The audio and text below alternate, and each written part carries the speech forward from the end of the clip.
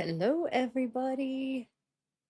Today's the big day. I've been kind of waiting because I knew.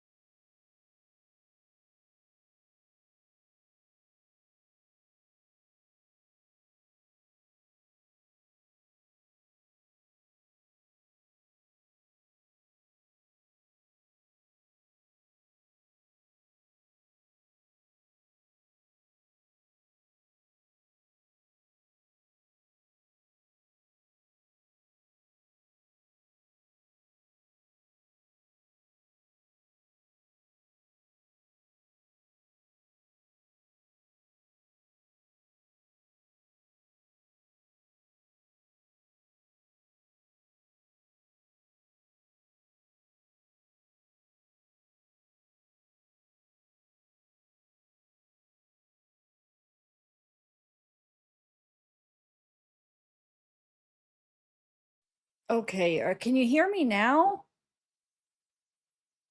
I don't know what happened. I just unplugged my wireless. Okay, yes. That was sucky. Gosh, why does it have to freaking ruin my stuff all the time? I'm so mad because all I did was freaking unplug my headphones from this. I don't know. It it should not have done that, but dang it. Anyway, I'm glad we're here. Sorry about that. Great. That's just gonna give people ammo to like, oh, she's never prepared, blah blah blah. I gotta stop focusing on that. I know. Uh I had my plug-in earphones plugged into the mic because I couldn't find my other ones earlier. So I just unplugged them when I started the live and it messed up my whole freaking stuff. Okay, so we're back, we're good. Thank you, Sandra, for the gems. Ziki's right here beside me, so if he comes over there, I have the thing up because sometimes I'm preoccupied. I don't know when he jumps down. If you guys want to see my boy, but anyway, what I was saying is David's first day of preliminary hearing. I kind of waited a few hours after it started just so I could. I wanted to wait for the first updates so then we could start off with the first updates, chat about it, and then by that time maybe lunch break will come. We could get more. I did order the transcripts, so we'll see about that. I don't know how long it'll take for those to come in, but you better believe when I get those transcripts, I am going to be reading them. I'll go live. I won't read them first. I'll go live and we'll read them together. Hey Jamie. Hey Lyman. Hi Lexi. Hey Kathy. Florida's sweetheart. Um, Brenda Hill, MJ 100,000, Sandra. Okay, so let's just get into the update. So we have some new updates. People that were in there for the first break, for some reason they're not allowing live tweets. A lot of the times for the hearings, they'll, if you know, you can't record it, but they will allow like live tweets. I swear, so a lot of them you could still tweet live what's going on. I think, but maybe I'm wrong about that. But this one you're not allowed. So I pulled up some Twitter stuff because that's a lot of the times where they go for this stuff. Hey, levitating elephant. Hey, Orlando. So that is what we're gonna go. Let me share my screen and let's do this. There's some like I said, there are some live updates. Laura Conlon went in, Brian Etton's in. I heard SF Investigates got in, Sloan's there, Trapmore, Ross, Traplore Ross. I heard they all got in the lottery. You know why? I don't think a lot of people went. Like how there's usually a line. For some reason, I don't feel like since it wasn't being recorded, I feel like everybody's just waiting. I could be wrong, but I don't feel like it was like a huge turnout of people trying to get in. Um, I know, right? All right, so let's go over these updates here. Hold on, let me do one more thing real quick. It's my OCD. I gotta do it twice. Twice is good enough. I know, guys. I'm sorry. I have to. I'm weird. Okay. Oh, Ziki. Actually, hold on. Let me do it so. There we go. Nope. I'm gonna go right there. Okay. So Ziki threw up last night in the room. See, I didn't see it till today. I think I got it up as good as I could. It's in the view of the camera, but I cleaned it really good. But last night I slept with my mom and he threw up in her room too, which I didn't know he threw up in this room until I saw it today and it was all kind of dried, so it was harder to get up, but I hope he's doing okay. I worry about him. Okay. I know. That's what I'm saying. That's what I'm thinking. Everybody got in. So I'm like, there must not have been a big lottery. Okay, so let's go over some of these updates here. So people that were in, like I said, Lauren Conlon, I'm sure if you're following this case, you're aware who she is, from LA Times magazine or whatever. Okay, so let's read hers first. So she said at lunchtime, there's going to be a bunch of stuff. So that shouldn't be that far from right now, too. Okay, so let me read this first.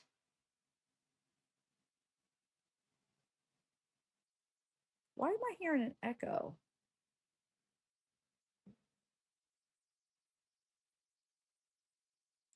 Oh, shoot. You guys, hold on. Gosh darn it.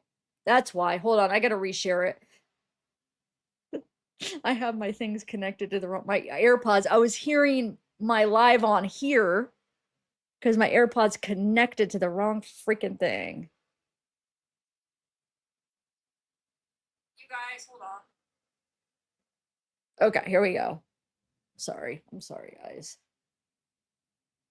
Now we should be good to go. It's the only thing with AirPods, they're great because they connect, but then sometimes they connect to the wrong things. So that means I have to reshare my screen. Okay, here we go now. Now we're good. Okay. So, this is what she writes. I can make it one more bigger if you want me to. Okay. She says, remember, she was in there. She says, David, preliminary hearing. Court is on a brief recess. I'll post a full video update at lunch with everything that happened this morning. For now, here are some of the biggest moments from testimony so far. I'm going backwards. Trigger warning. The evidence discussed and shown in court is extremely graphic. David appeared in court without handcuffs because remember, his lawyers were requesting for him to appear without, not be cuffed for it. So he appeared in court without handcuffs but remained restrained with a waist chain. Throughout the proceedings, he appeared calm and relaxed, sitting back in his chair. As prosecutors displayed graphic crime scene photographs, he kept his eyes fixed on the courtroom monitors and did not appear to look away. Very striking. D.A. Hockman is sitting in the second row.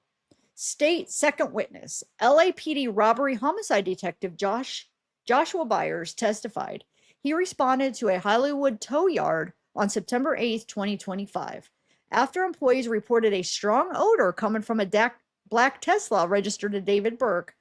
Detective Joshua Byers testified investigators obtained a search warrant after tow yard employees reported the odor. Inside the Tesla's front trunk, they discovered a partially unzipped black body bag containing dismembered human remains. And they showed all these pictures. I had a hard time looking at the photographs and exhibits shown in court today, as did several other reporters. David, however, never appeared to look away, which is very telling. He kept his eyes fixed on the screen for the entire presentation. Ugh.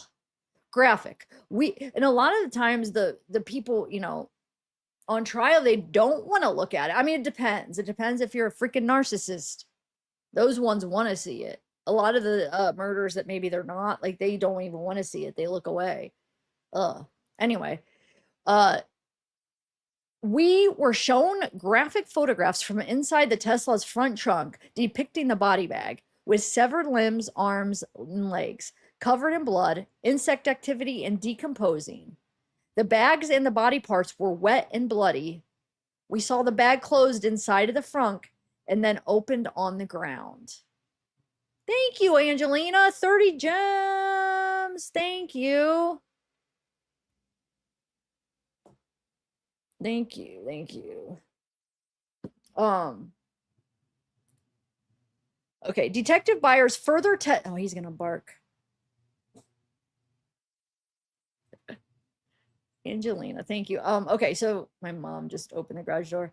Detective Byers further testified the victim's left ring and pinky finger had been amputated, along with the right index finger with the shh.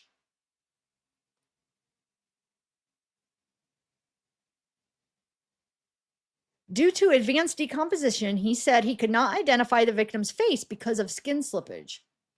First state witness. The prosecution's first witness, Los Angeles County Sheriff's Senior Deputy Juan Gonzalez, testified he responded to David Burke's home on February 17th, 2024, to conduct a welfare check after Riverside County investigators reported a 13-year-old Celeste Rivas Hernandez missing. Deputy Juan Gonzalez testified David Burke told him he met Celeste through social media and Discord in 2020 or 2021. He had only met her once in person and believed she was 18 years old because she told me she was 18. All righty, David. All righty. So, hold on. Forgot to check this real quick.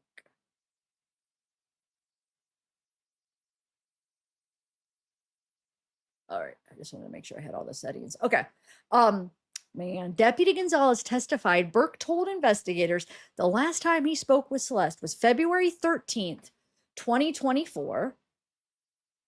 And the last time he saw her was November 12th, 2023, which is such a lie, dude. I hope they have the stuff from the Fonda. Like, that's a clear picture. They have the video with David Burke and Caleb, or Celeste and his brother Caleb backstage. They have that clear picture of her backstage. What, is his parents gonna lie and say she wasn't there because she was sitting by him? At least his mom. Like, he is right there when they show that he's lying about this stuff. That makes, like, red flag, red flag. Wow. So he's saying the last time was November 12th, 2023, and the last time he talked to her was February 13th, 2024. Burke also showed deputies a 6th grade yearbook photo of Celeste and a missing person flyer during the welfare check, which I don't know, like, why did he show? That part confuses me. Like, they're saying that, and I had to reread that because I'm like, wait, they're saying that David showed deputies a 6th grade yearbook photo of Celeste and a missing person flyer during the welfare check. Of note, Celeste looked about 11 years old in the yearbook photo David had, and she was wearing a Batman sweatshirt. Deputies searched Burke's Doheny Drive home with his consent while looking for Celeste. Gonzalez testified he noticed some Hello Kitty items, but said Burke explained it was an artist house where other people frequently stayed. Body camera footage shown in court captured Burke telling deputies, "She told me she's 18, but everyone is saying she's 13," while providing Celeste's phone number and discussing how they met. During cross-exam, Burke's attorney, Regina Peter, emphasized that Burke was cooperative, voluntarily provided Celeste's information. Yeah, but it was all lies. Yeah, sure, he was cooperative, but it was all lies. The evidence can show he was lying about all that stuff, but sure. Anyway, and repeatedly stated he believed she was 18 years old. On redirect, prosecutors asked whether Burke ever told deputies he had been in a sexual relationship with Celeste or helped her leave her home, as the defense was insinuating he had been cooperative with officers and told the truth. Defense attorneys objected before the questions were answered, and the judge sustained the objection. More later, which I cannot wait till we get more. Okay, and then we have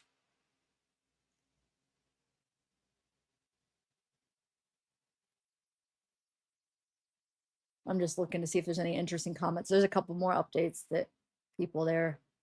And then this is going to be kind of live though. Once I read all the current updates, then we're going to be kind of live, just finding stuff as we go. Because hey guys, I'm outside the courthouse in Los Angeles. There was a break now in the David hearing. We knew that it was going to be gruesome. There were a lot of details we hadn't heard about yet, and it is. They've been showing pictures from after they found Celeste Rivas Hernandez's body when it was taken out of the trunk, allegedly of David's trunk.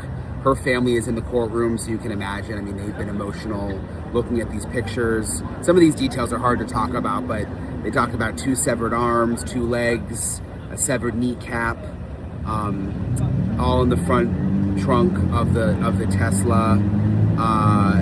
Just looking back at the notes here, they noticed in the right hand a tattoo that said "shh," and on the left and pinky finger was removed, that it was cut off, they said.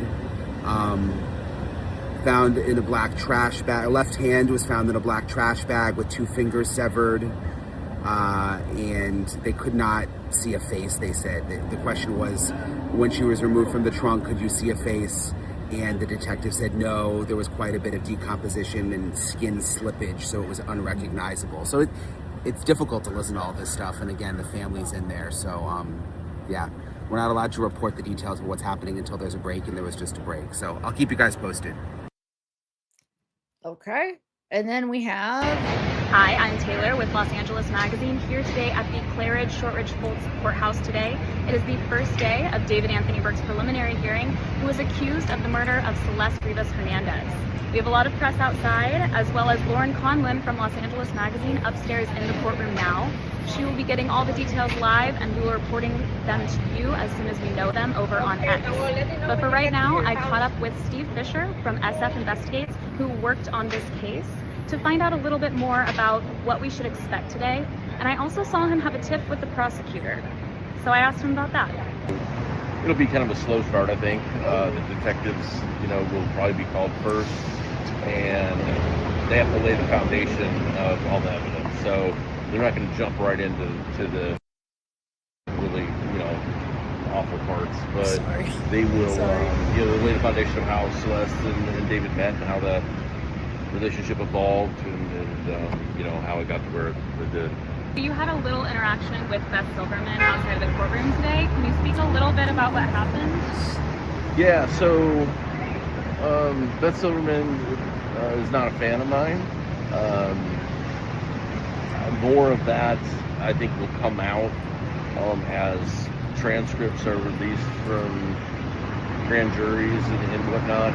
Maybe the reason why she does not like the fact that I have kept the story. I've tried to keep it in the media, while nothing seemed to be happening, and this is before grand juries were going on. And what happened in the hallway, which really kind of shocked me, was the family attorney for Celeste family. He came up and introduced himself. I didn't know he was. I never met him, and he took me aside, and we had a few nice words, and he thanked me for advocating for Celeste.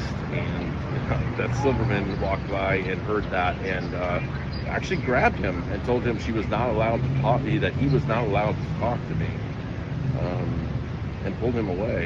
And that's really bizarre from a district attorney to say that an attorney for a family is not allowed to talk to me. It's really, like I said, I don't understand why that happened or the legalities around that. But she pulled him away and said right in front of you too, but in front of a lot of people, you're not allowed to talk to him. Not talk to him. And we will be giving you updates on this case throughout the day over on X. So you can follow me at Taylor Parise, and you can follow Lauren at Conlon_Lauren. Okay, I missed who was it? Who was the guy? I missed it because I was looking at something on here. Who did he say that went up and said thank you for advocating for Celeste? I know he said the prosecutor, Beth Silverman's like, you can't talk to him. That's crazy, but who was it that he was talking to? Can somebody help me so I don't have to replay it? Yes, that's the private investigator. But I wonder, help me out. I guess I could play it again, but Let me know. I missed who it was. No, I know SF investigates. I'm saying who went up to SF investigates and said, "Hey, thanks for advocating for Celeste." And then of course Beth pulled him away. Who was it that went up to him? No, you're not understanding. Let me play it again. I know that's Steve Fisher. That's Steve Fisher that's talking. I'm saying, who did he say went up to him and said, "Hey, thanks for advocating for Celeste"? That's what I'm trying to figure out, guys. Okay, let me go back. Was it the family's attorney? But wait, if that's the family's attorney, why would the prosecutor have any say over what the family's attorney does? I could see if it was a part of her team. What? That's kind of odd. She shouldn't have any say over that. I'm not saying like I agree with, I mean, guys know how I feel about SF, but I'll call it when I call it. Like, I'm not gonna just all the time, I'm gonna say what's right, and that doesn't seem right. That's crazy. Wow. Wow. Okay, let's see what else is going on. That's messed up, kind of. I mean, not kind of. It is a lot. Let's look at TMZ, what they got here. And a lot of people, it'll be a lot of repeats, but a lot of times there'll always be like one little new thing that you'll catch for each of these reporting, because they're in there hearing a couple hours worth of stuff. You could only write down so much. So we're going to go over all that we could find of people that were here.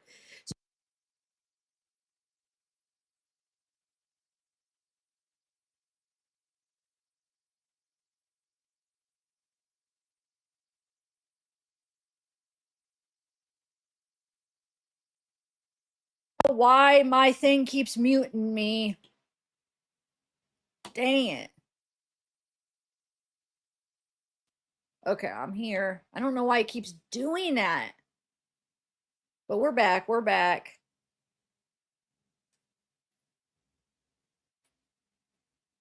Okay. You guys can hear me now? Sorry about that. I don't know why it keeps that muted me again. Okay. So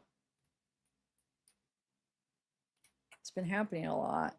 I don't know if it's my mic. I mean, this is kind of a new mic. It is a new mic in the last year. Okay, here we go. So this says, family was warned to put their heads down as gruesome photos of the teens remains were shown in court, but they refused to look away. Prosecutor Beth Silverman gave the family a heads up during the first day of the David's preliminary hearing before displaying images of Celeste's severed arms and legs inside the front trunk of the Tesla. An investigator testified the limbs were found in the back in a black cadaver bag, and another bag contained Celeste's head and torso. The investigator also described maggots, flies, and unidentified liquid inside the vehicle. Yeah, they should, Dave, At one point, Silverman appeared to mouth, "You okay?" towards Celeste's family, who continued watching as photos showed the teen's finger tattoo, 2 amputated fingers, and blue plastic fragments embedded in her severed body.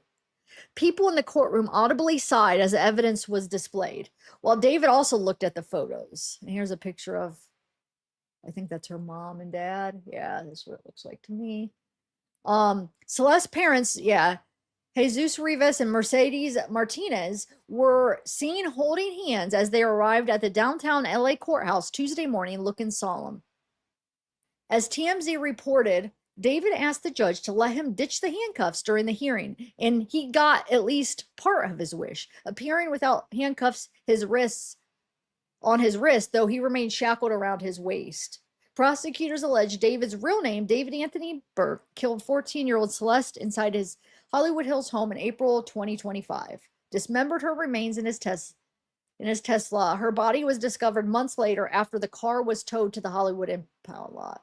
He's pleaded not guilty to first-degree murder, continuous SA of a child under 14, and an unlawful mutilation of human remains. The judge will ultimately decide whether there's enough evidence to send him to trial.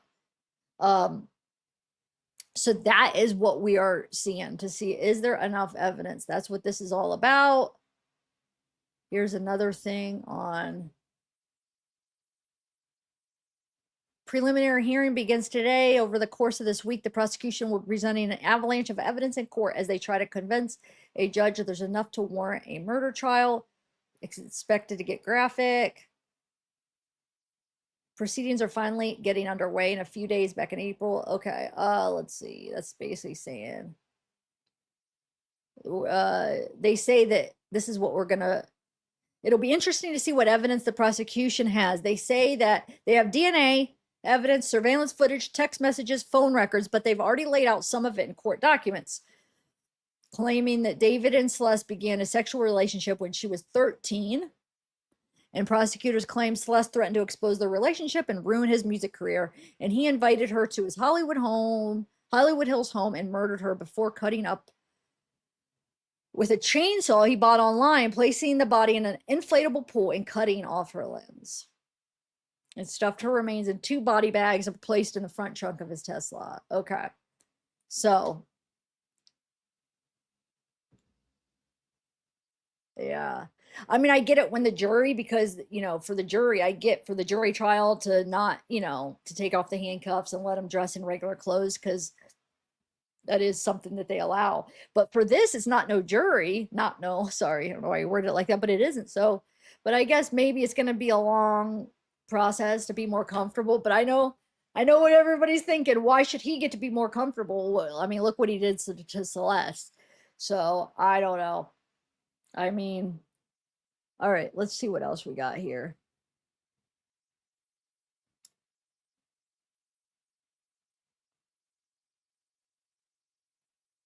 All right, I'm gonna go to. Let's see if she has anything up yet, Lauren. I don't know. No, it's not probably quite lunch, but you know what I'm gonna go to? I know Salone did a live. I don't watch Salone a whole bunch, but I do once in a while when he covers a case that I'm covering or I'm into. And he does do a good job. Like when I watch him, let's see. I swear I seen one of him. Where did he do that? Oh, he probably did it on Twitter. Okay, hold on one second, guys.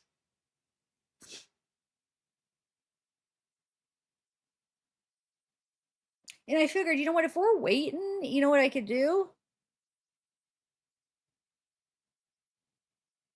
Huh. There we go. I wanted to be in order. Okay. So let me look up some stuff here. One second. Oh, here we go. Check this out. Says LA County District Attorney Nathan Hochman spoke following the first half of the day, one of singer David's preliminary hearing on the outlining how the following week will unfold. Okay. My name is Nathan Hochman. I'm the Los Angeles County District Attorney. Today starts the day of the preliminary hearing of David Anthony Burke, the singer David, spelled D4VD. This preliminary hearing will last approximately 3 to 5 days, at which point we will be seeking to hold David to answer for 3 felony counts of which he has been charged. First-degree murder with special circumstances, the count of lewd and lascivious acts with a 13-year-old, and the count of mutilation of human remains. David will be facing a maximum punishment of life without the possibility of parole, or he is also death penalty eligible. The decision on whether or not to seek the death penalty has not been made at this point. Now, the point of a preliminary hearing is somewhat different than you actually perceive in the media, whether it's TV or the movies. Because what often happens in TV or the movies is you go from an immediate arrest into a trial. But in our system, and in California in particular, you have an intermediate step. That intermediate step is a preliminary hearing where effectively the prosecution's evidence is going to be tested before a judge, not a jury. The standard that we have to meet is not beyond a reasonable doubt at the preliminary hearing stage. It is probable cause. We are not obligated, nor will we be presenting all the evidence at a preliminary hearing that we will be presenting at a trial to prove David beyond a reasonable doubt guilty of the 3 felony charges of which he has been charged. So at the preliminary hearing, we will call a number of officers. We estimate there will be over 10 different witnesses, both officer testimony, coroner testimony, and there will be individual witnesses as well. And again, we can rely on hearsay and other things that won't be allowed to be relied on in an actual trial. The judge at the end of the presentation of the evidence, and again, this is evidence that can be cross-examined by a defense attorney, and that process has already been done. At the end of the presentation of all this evidence, the question will be, will David be held to answer on the 3 felony charges? We believe we will more than accomplish the evidentiary burden of probable cause at this point to hold David to answer on these 3 felony charges. At that point, if the judge does hold him to answer, we will file an information that will detail the actual 3 criminal charges. Thereafter, there will be a trial date that will be set, and David, if he so chooses, will proceed to trial. And we will prove at that point, beyond a reasonable doubt, that David committed these 3 crimes. And when, we do not predict if, when he is convicted, we will then be seeking the sentence that we are allowed to seek by order of law, and we will let you know in a future date whether or not that sentence will also include the death penalty. So I wanted to take this opportunity as we're starting this preliminary hearing process to explain where the preliminary hearing fits in the process so people can understand as we are presenting evidence and it is being cross-examined what ultimately the standard is for the judge to determine, and that's probable cause, not beyond a reasonable doubt. It is a judge that is doing this determination, not a jury at this point, and that there will subsequently be a trial when the judge holds David to answer on these 3 felony charges. When this preliminary hearing is over. Okay, now let me play. What's this? Hold on, I'm not sure if I'm going to play this yet. I have another thing. Monsoonal weather than yesterday.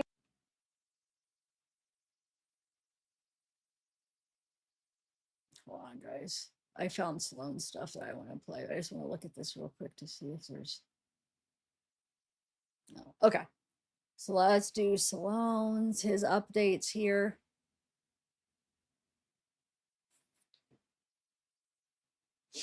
All right, let's see.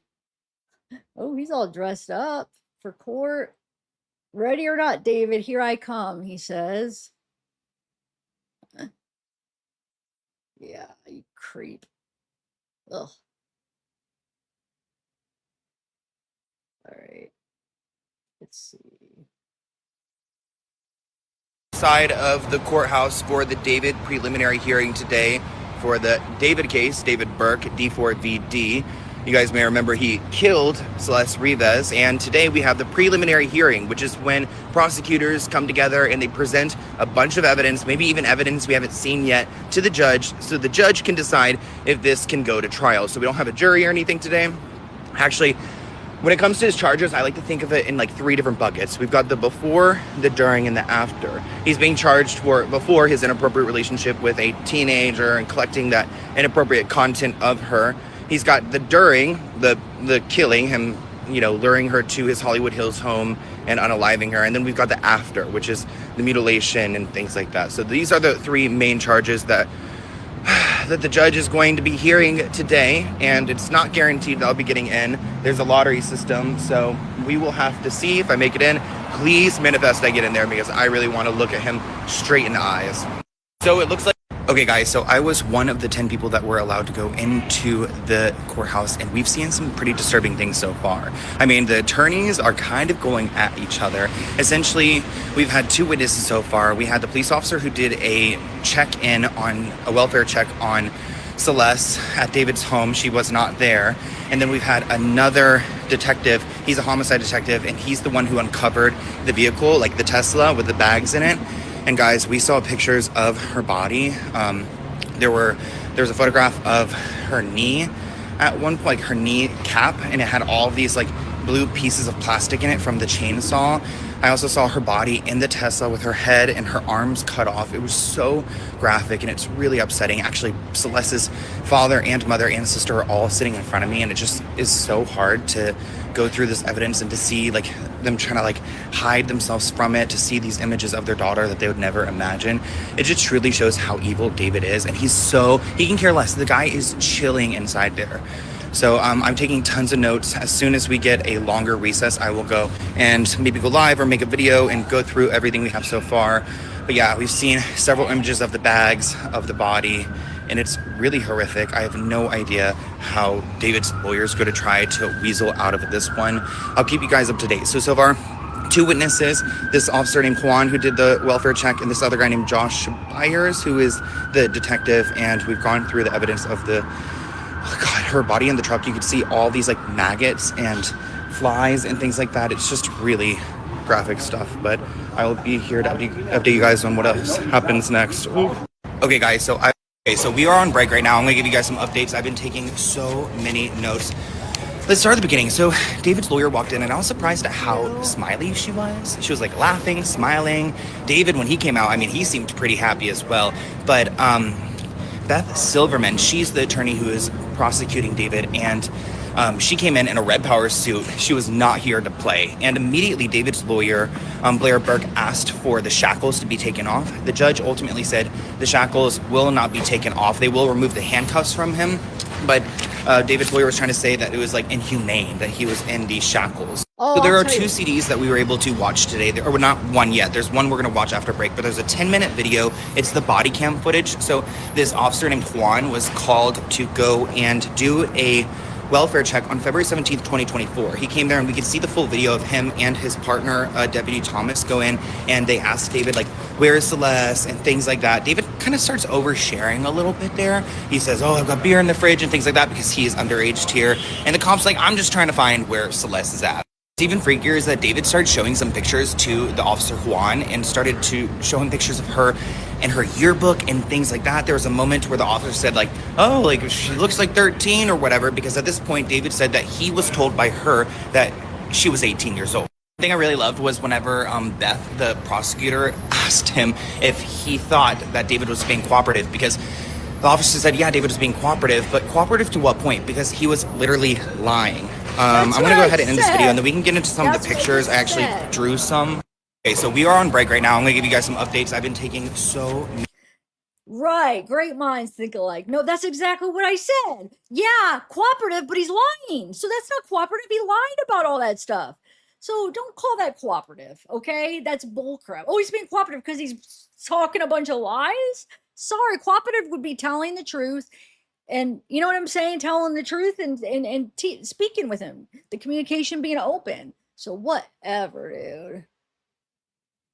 Oh, I have to switch my thing. Okay, so there's more. Now let's talk about Detective Josh Byers. So he was the detective who's called to the tow yard the date that the vehicle was recovered, and he's gotten us so much information. This guy is the guy that knows everything. He's got all the surveillance and stuff. So pretty much on September 3rd, the car was sent to the impound lot. It was towed on the 3rd, and this is where we get into some of the graphic pictures. I'm sorry, guys. So one of the photos we saw, this was exhibit 15, I believe, and it was a picture of it was a picture like this, and this is like the black trash bag, and there's blue ropes here. It was a tied trash bag, and pretty much all you can see in the background was like kind of a red and maggots everywhere. You can see maggots and bugs and larvae. Actually, what was interesting is Josh, the detective, said that you could see like the life cycle has happened with these organisms.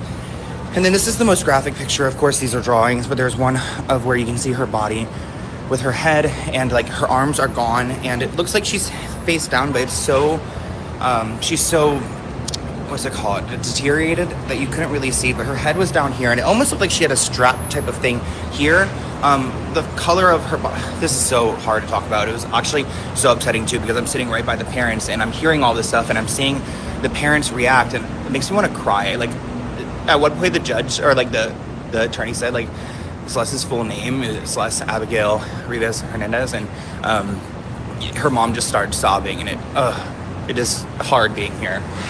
It looks like, look, there's a bunch of attorneys and stuff over there. I don't know, they're all doing their own thing. Okay, so then That photo showed like kind of her head and her body. This one was another bag, and you can kind of see the limbs were put into there. The arms were put into there, and I guess the limbs were cut around the knees. So disturbing. And then there was another photograph. So then they wanted to show the fragments of plastic, and there were a bunch of fragments within the actual flesh, a lot of blue pieces, which I believe comes from the chainsaw that he had used. So there was like, they had a right kneecap that had a bunch of pictures that they had showed us. We also saw her hands, because one of her hands had 2 fingers removed, assuming because David had a tattoo of his name on one of those fingers. The one finger that you did see, you could see the tattoo that she had, which matched David's. Now let's talk about Detective Josh Vyers. So he was the detective who's called to the tow yard the day. Okay, so that's just repeating. Dang it, dude. I swear. Okay, hold on. I'm trying to look for something really quick.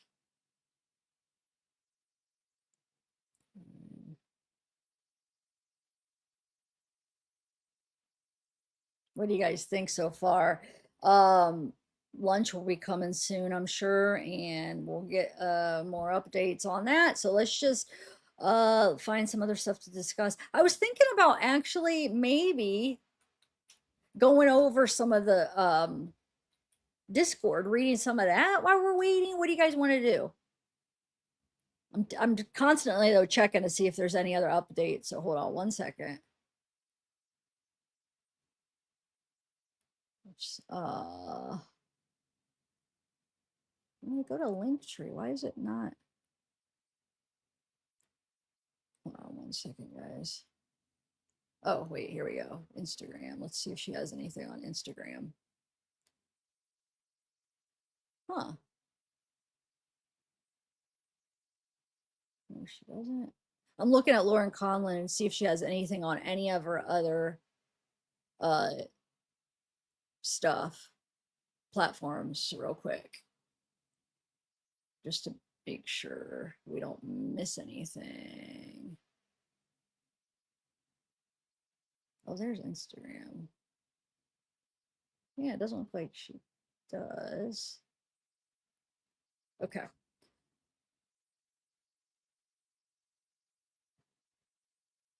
Let me see what chat's doing. Let's talk with chat for a minute. Let me take this down for a minute. Okay. I really hope I'm able to get the transcript so we can read them. And I just don't know if it's going to be like, are we going to get them like right away, or are we going to have to wait? That's what I'm not sure. All right, let's see if there's anything. Somebody said that Mark. Let's see. Let me find that really quick. Oh, Brian Enton, though, he had something else on YouTube. So I don't know if this is the same exact thing that we watched on Twitter or X, or if there's something added extra. So let me play it and see. Hey guys, Let's see if there's anything extra on this. I'm outside the courthouse here in Los Angeles. You can see all the cameras are outside for the hearing for David, the preliminary hearing, which is set to start here in a little while and last several days. A lot of new evidence expected to come out because there's been a lot of secrecy in this case, especially involving the medical examiner report. I did get a ticket to go inside. It was quite a process. Had to get here at 7 a.m. And then they basically have like a lottery. So everybody that wants to go inside gets a little ticket, and then they put them in like one of those little things where they move it around, and then they draw the numbers. And I just got lucky. I think they called like 10 people. So I'll keep you guys posted. There's no cameras allowed in court. There's no live transmitting allowed, so like no live tweeting or anything. So information will only be able to come out during breaks. So one of my producers is going to go into, and I will be on News Nation, and I'll have a podcast with a full update from the day, kind of with everything that happens, like really, really detailed notes. So David, of course, by the way, for those of you guys who haven't been following, is a singer accused of killing Celeste Rivas Hernandez. Really, really sad case. Kind of interesting being at this courthouse in LA, by the way, just because it's like had so many big cases. OJ, Michael Jackson. I've actually never covered a story here before. So, all right, talk to you guys later. Hey guys. So this popped up when I was looking for David's stuff, which, oh, that's who that is. Let me play this because I don't know if I've seen this. It's Shaylin, Kata Shaylin. Am I saying that right? Let Let's see. It's called David Bestie Caught in Disturbing Video about Asia. Let's check this out. David's ex-best. I have not seen this yet. I've been busy with that Siders case that I haven't been really. Oh my God, this whole time I didn't have it shared. Wow, I'm an idiot. Did I not have it shared this whole time? Oh, thank you, Kelly. And thank you, Secrets Forest. I'm an idiot. I should have looked. You guys can still hear it, right? Oh, my Lord. You guys were just staring at me. Dang it. Let me see if you could hear it still. I'm sorry, guys. Mark, let's see. Let me find that really. Kelly, she has anything. Oh, you guys could still hear it. It was just Brian Etten. Good thing you guys could still hear it. Okay, so I'm gonna play this video. I apologize for that. I gotta get used to these new setups here. Okay, but thank you, Secret Forest, Cat Mouse, Kelly, Bennett. Thank you, being me again. Thank you. What does the Unk Alert mean though? Sometimes I'm a little behind on stuff. What does that mean, Unk Alert? And thank you again, Fortune Cookie. Thank you, Gold Coin. Oh, I see. Finger heart. Oh, so it's like a pre thing that's. Anyway, let's watch this, see what she says. Best friend Asia just came out last week to denounce David after getting kicked out of an influencer party just for some old videos to resurface that are very controversial. And girl, I got some questions for you. And I know y'all have been waiting for me to talk about this. I've seen all the tags, and the way that Asia talks in this video, I do think it's joking, but it's absolutely disgusting. She's literally talking about getting with minors, and when they snitch to, you know, the same exact thing that David is being accused of. And you know me, I like to dig. So after I was getting tagged, I went and I actually found the full video of this stream where she is saying these things. And this was uploaded on July 15th of 2025. So Celeste was already gone, but this is right before she's found in David's Tesla. Gotta be low key about it. I'm just hoping, like, we're at an arcade. I hope I don't get a minor's number, bro. Like, no. You gotta ask the age first. No, you never asked the age. You always just gotta, you gamble. We gotta gamble. Find out later, after you hook up with them. After, yeah. You just gotta gamble your life. No, it's not gambling nothing, you know. If they snitch, you know, you just. Oh, snitch. Why would they snitch?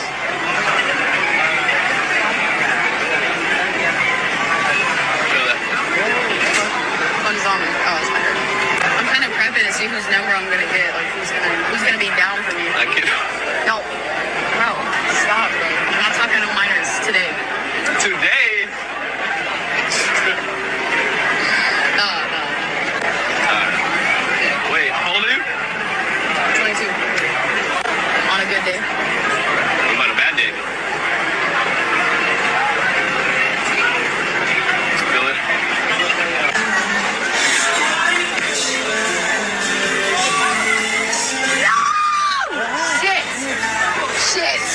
Shit. I'm gonna have to ask a child out. What the? Really trying to understand, as someone that was just on the internet literally a week ago claiming how it was horrible that David was with a minor and you wouldn't stand for this, and you went right to David and you were like, you better not be with a 13-year-old, show me proof. You think it's okay to joke like this? Actually hear her talking like this, it pisses me off. It's disgusting, it's ridiculous, it's ignorant. Like, there's nothing even funny about this. Like, so I don't understand why she thinks that was okay. Already had my thoughts on Asia since the beginning of this. I even said this when I covered her video last week. Like, Asia has been all over the place since the beginning of this. First, she kept saying that she didn't even know Celeste when we all saw the email that she got of Celeste's missing poster. But it took her getting kicked out of a streamer party to finally come out and say something. I'm literally not kidding. It was a long video and half of it was like, feel sorry for me, feel sorry for me. Like I said, even though I didn't agree with that, I do think that now Asia will be a crucial piece in the trial if it makes it there with David because of what she knows. When she said she has been talking to investigators, I do believe that. I think that if they went after some of David's friends like Neo, they definitely went after Asia, because you guys can't forget, Asia was also there right before David's tour ended, and he canceled it when Celeste was found and ID'd. I can recognize how important something like that is, but at the same time, I am not somebody to stick up for ignorant behavior. At this point, girl, you're so dense. And my only hope out of all of this is that if Asia is asked to testify. Ooh, another update.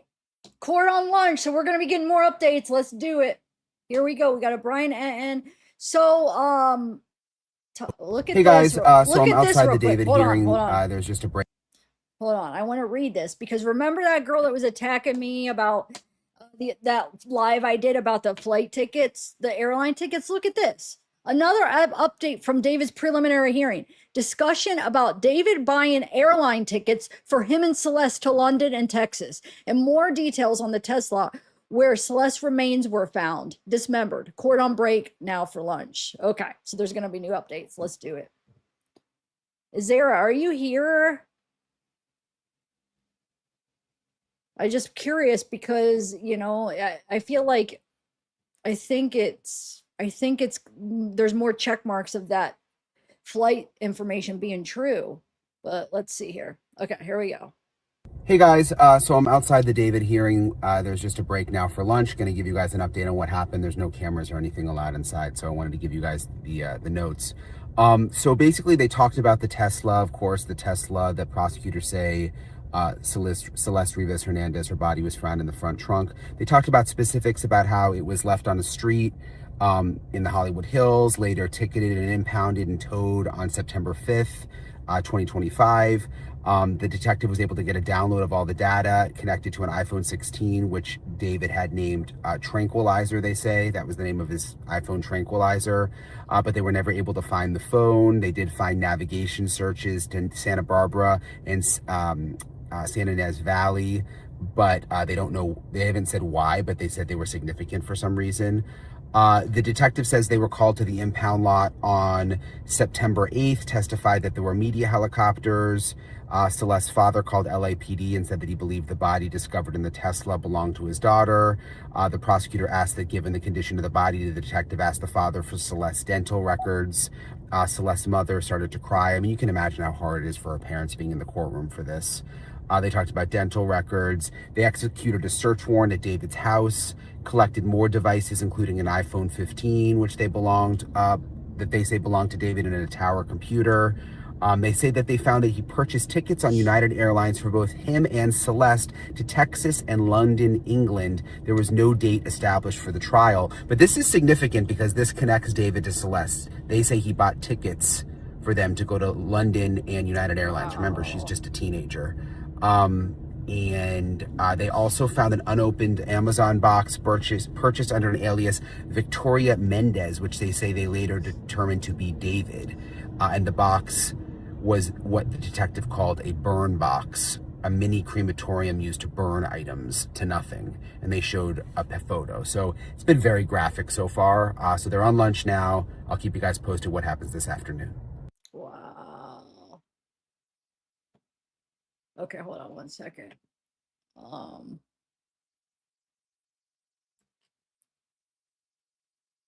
I'm just seeing what else we have here. Okay, so let's see if what's his name did any updates.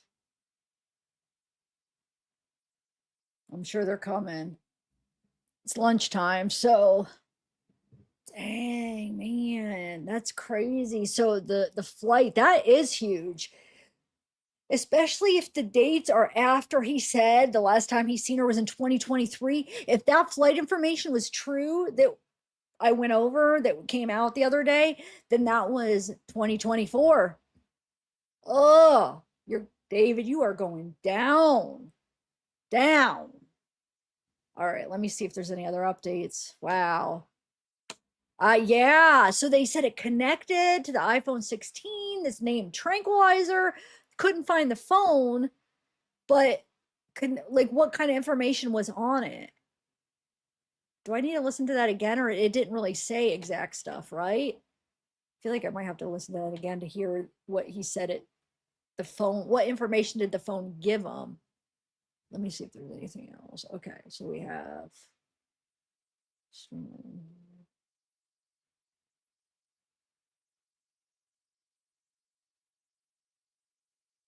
Hold on, I'm just seeing who's live. Hold on, give me 1 minute. 1 minute. Extensive quote. That is, let's see what this is. It doesn't look like Lauren Conlon did one yet. I'm still looking to see because she said a video coming at lunch. So I think give it a few minutes. It might come. Okay, let's see what this is. Yeah.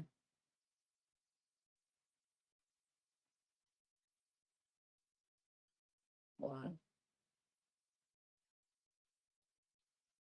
Oh.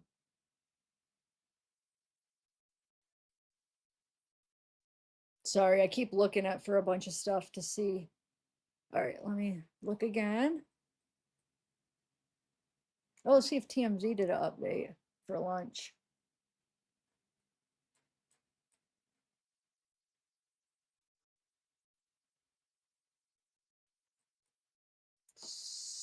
Stupid ads.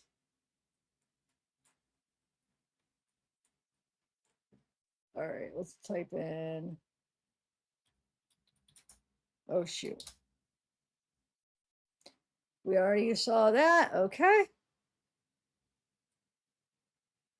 I keep updating everything to see what we got. If not, we could even watch other videos, you know, just stuff from about the case. But right now, since I know they're on break, I'm searching for updates on it. Hold on.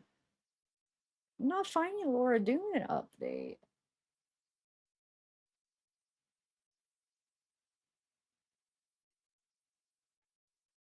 Okay, let's see what this is. This says,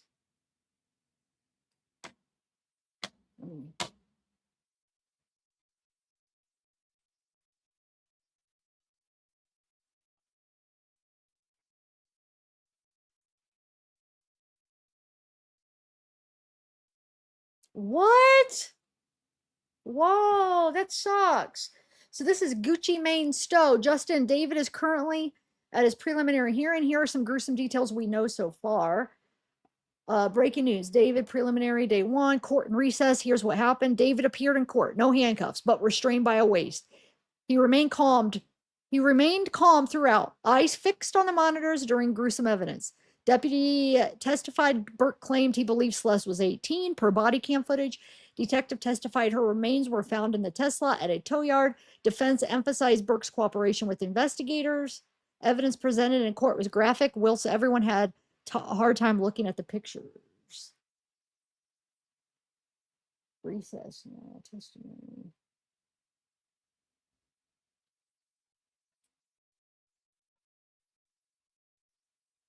This is the. Yeah. Oh, here we go. She's here now. Let's do it. Let's hear. Good. This is what I was waiting for because she seems to be doing really good. Try to do it. Okay, here we go. Oh, hold on. It muted for some reason. Okay.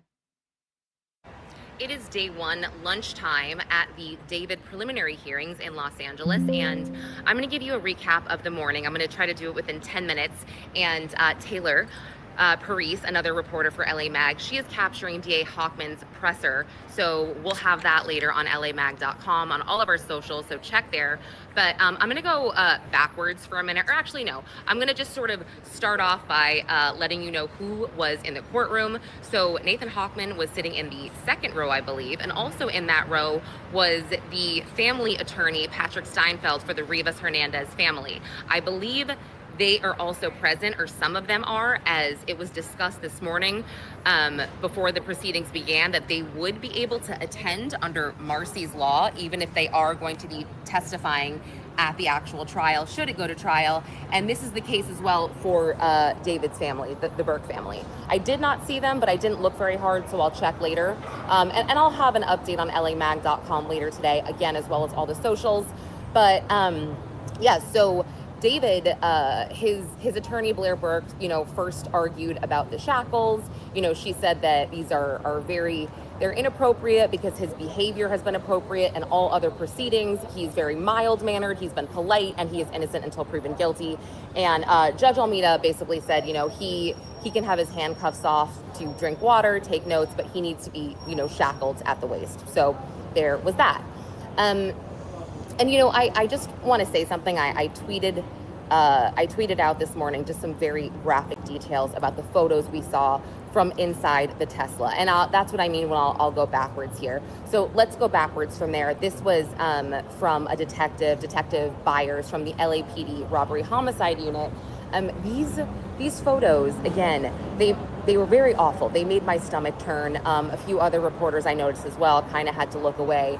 But David did not. David did not take his eyes away from these photos. He also kind of gave me the sense that he was very relaxed in court, almost like he was kind of sitting in English class or something, just following along with the teacher. So, he would sit back in his chair a little bit. He would lean forward sometimes, and his mannerisms with his attorney, they were interesting.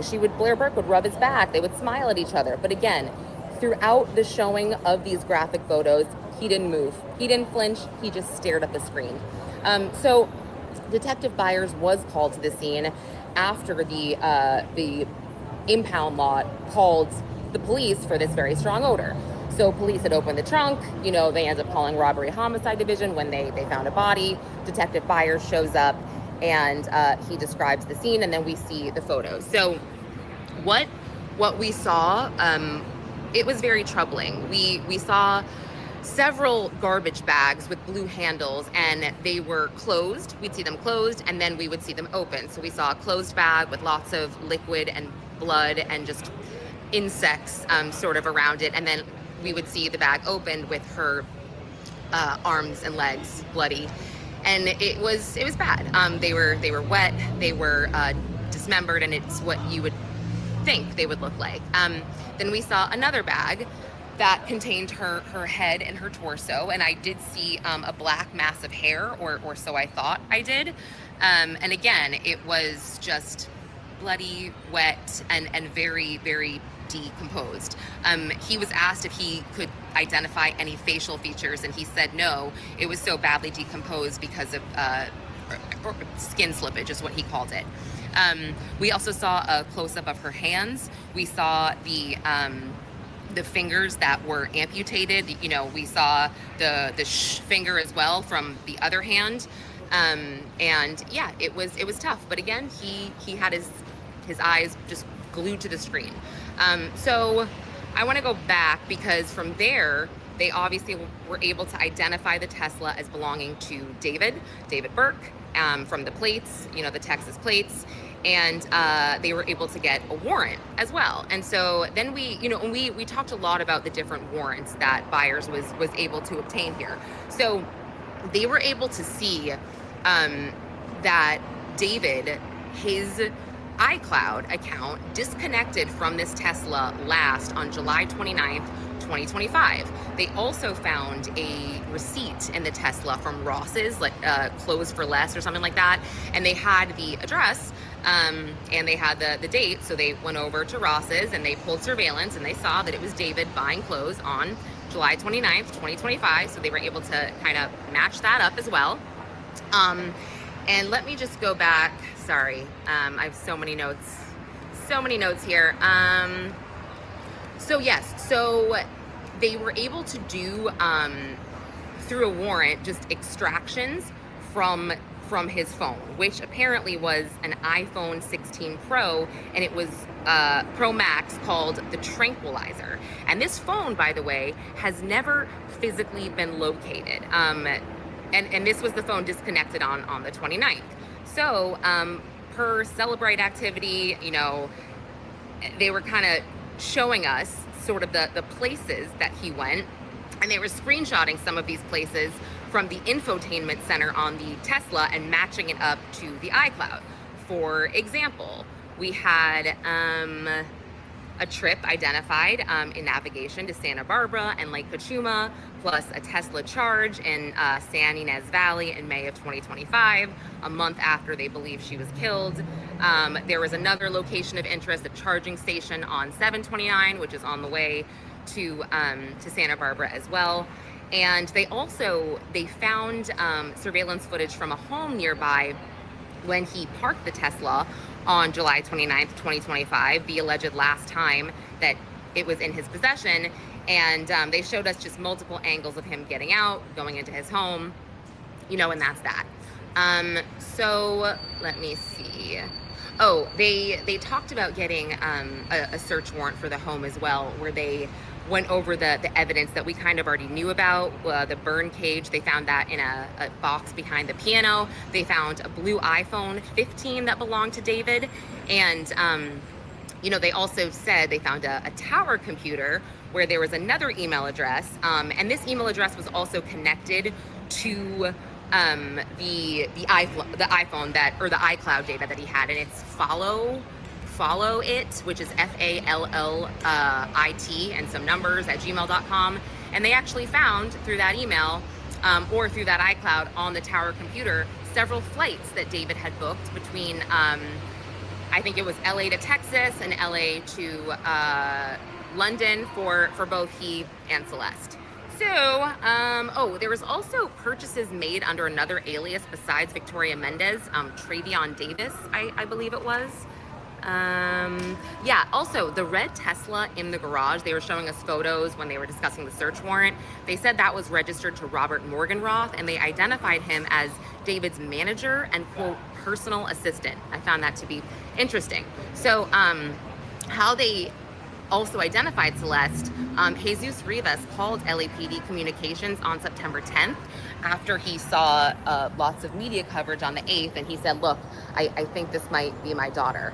And basically he used his son as an interpreter, or Celeste's brother, and he was able to provide LAPD or the medical examiner's office with her dentist's office so they could, you know, identify the dental records, and it was her.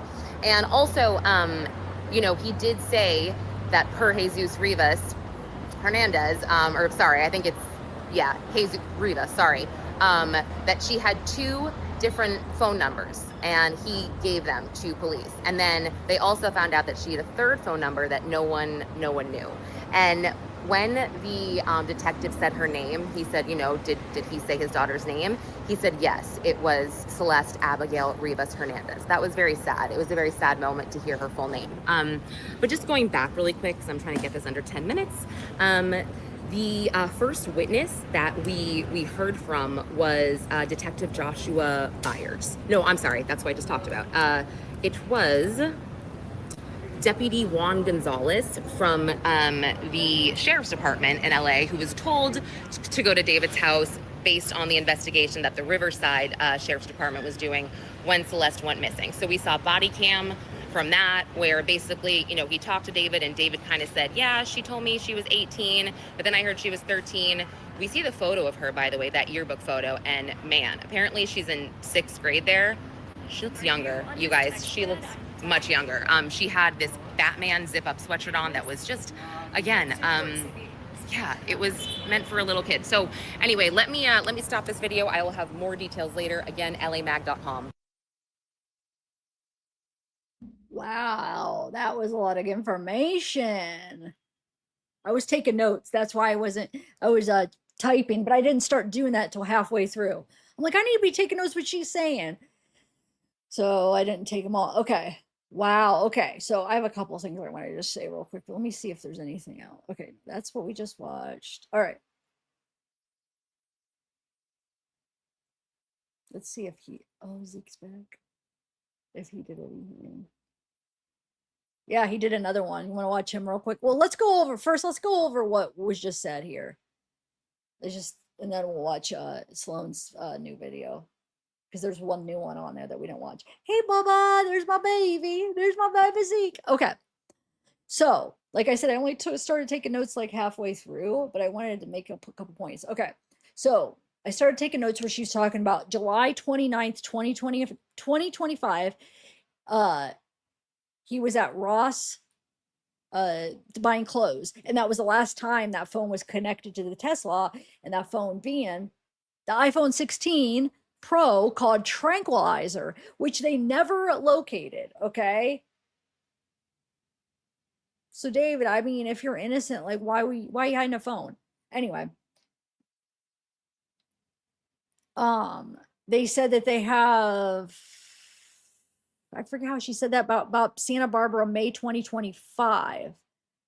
I think the directions, I can't remember if they said that, did she say that was from the phone or the Tesla? But she said they see him on a charging station on 729 on his way to Santa Barbara. This is the big one here. They have him getting out of the Tesla the last time. So anybody that was still hanging on to SF saying that it was Neo, right there, they have another, they were able to get a surveillance that he didn't get of David from different angles getting out. So that was him driving the last time to park it. It was David. It was not Neo. He was the last to freaking park the Tesla. They showed him getting out. He's done for, dude. He's done for. What, Jamie? What are you saying? You said no, huh? Anyway, and then they said, he said the burn cage. She said the burn cage. So they did see the burn cage. They were aware of the burn cage, and the iPhone 15 that was connected to a tower computer where another email with another alias. Wait, hold on. Let's get back up. Another email, which was followit@gmail.com. Okay.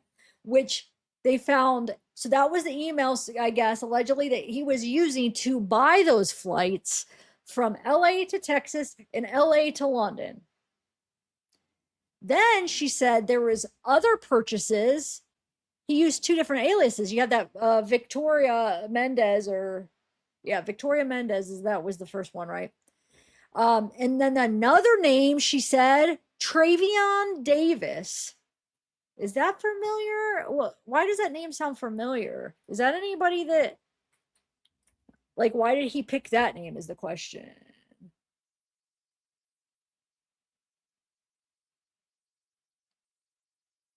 I'm trying to look up Travion Davis. Yeah.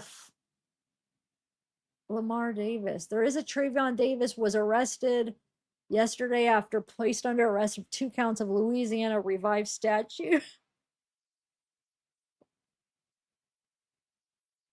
He's from Texas, this Travion Davis.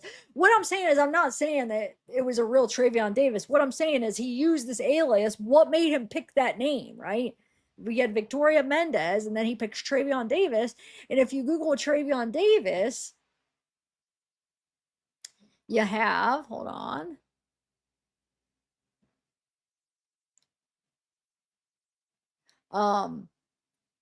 Running back recruiting profile. But look right here, it says highlights university football, Plainview, Texas. What the heck? Travion Davis, Wayland Baptist, Plainview, Texas. Is this, he's a football player? Is this where he got the name from? Like, what the heck? Oh, that's the one I just went to. I mean, maybe he just knew of the guy, player from Texas that he watched, and he's like, I'll just put that name down. Wait, hold on. I wanted to click on, oh, shoot. I wanted to click on something else real quick. Hold on 1 second. All right. I wanted to do this one, the arrested one. Oh, is that him? Man on pretrial release, arrested for drug and firearm possession. But that's a different, I think that's a different Travion than the football player. I think. I don't know. I mean, obviously there's going to be more than one with the name, but I'm guessing he went for the Texas football player. I don't know. Like, what the heck, dude? All right, let's see if there's anything. Oh no, we're gonna watch this. Is that Josh, the detective, even revealed that Celeste's father, Jesus, called him on September 10th because he felt like that was his daughter in the frunk of the Tesla. They actually ended up getting dental records, and that's how they were able to confirm that it was her. So I want to go through some of the exhibits that we just went through in court. So we've got this one right here, which is 17A. And part of the court session is to prove that the technology that David used was actually used by David. So there's this email called followit@gmail.com. Now, this email is also associated with a phone that is named Tranquilizer, kind of a bizarre name for a phone. And then we spend, like, honestly, an hour just going through some of the metadata because Josh said they pulled 6 to 8 terabytes of data, and they were able to essentially connect his phone, which is called Tranquilizer, to that Follow It email and to the Tesla, because every time you get into your Tesla, your phone connects. Well, specifically, they wanted to look at July 29th because July 29th was the day that the Tesla was abandoned. So they went on to go and see what was the Tesla up to that day. Actually, when they came to the vehicle, they found a receipt inside the vehicle from Ross Dress for Less. They found the date, and it was that July 29th date. So they kind of just walked it back. They went to the Ross. They found some security camera. Did prove that it was David driving that vehicle that day. And then they kind of followed his rounds. It looks like he went to Culver City at one point, and then he ultimately went home. Once he got home, he left the car, not right in front of his vehicle or right in front of his home, but actually right across the street, down a little bit, away from the home. It's out of sight, but it's relatively close. I mean, it's only like, what, a 4-minute walk from the house. I don't know if he thought that this was far enough or not, but after he left it there on July 29th, he must have just forgot about it because from then it sat there and it got tickets and tickets and tickets until ultimately it was sent to the tow yard in September. So you can see David's like lawyer trying to discredit some of the metadata here, trying to ask, like, how did you get this? Who's the expert on this? Like, how are you even able to explain it? And he's like, yeah, they use a system called Celebrate. They were trained by police, and everyone uses it in any case that has technology. Also, I think it's interesting that in the garage, they asked him, like, what evidence he collected. He collected forensic. We don't know what the forensics are. A computer and cell phone, specifically an iPhone 15. So the iPhone that has the name Tranquilizer was never actually located. The iPhone 15 was located in the house, and that phone had a bunch of pictures of David, had pictures of his passport, credit cards, all of that together. And ultimately, I think that was the phone that was used to go and purchase tickets to take Celeste out of the country because he took her to London whenever she was a minor, which is completely illegal. But I'll be keeping you guys up to date on everything. Also, the names that he uses to order things on Amazon. What's really sad about the situation is that Josh, the detective, Shoot, it cut out. Let me see if there's another one. Is he gonna do another one? No, it cut out. But hold on, let me check something really quick.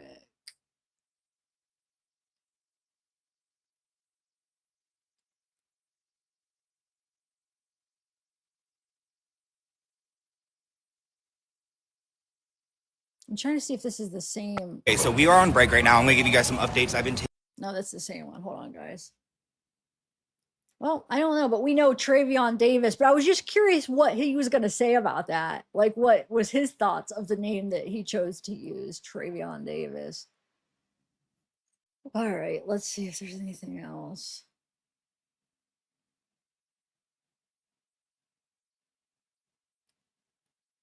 Let's see if there's anything updated in on the court. I wonder. I hope I get the transcripts and stuff. Might not get it till tomorrow. Well, I'm just seeing the other court. See if they have anything that's like. Doesn't look like there's anything updated on that side of things. Okay.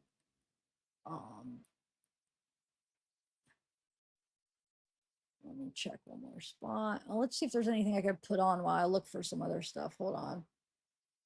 So we already did that one. TMZ, I don't think they updated anything yet. Nope. Yeah, we already watched that. Just going over the main players here. That's all right. And this, we already watched this. We already watched that. Let's see if he's got any other. Yeah, okay. All right, so let me see. We'll watch a YouTube video here. And I want to look at a couple places.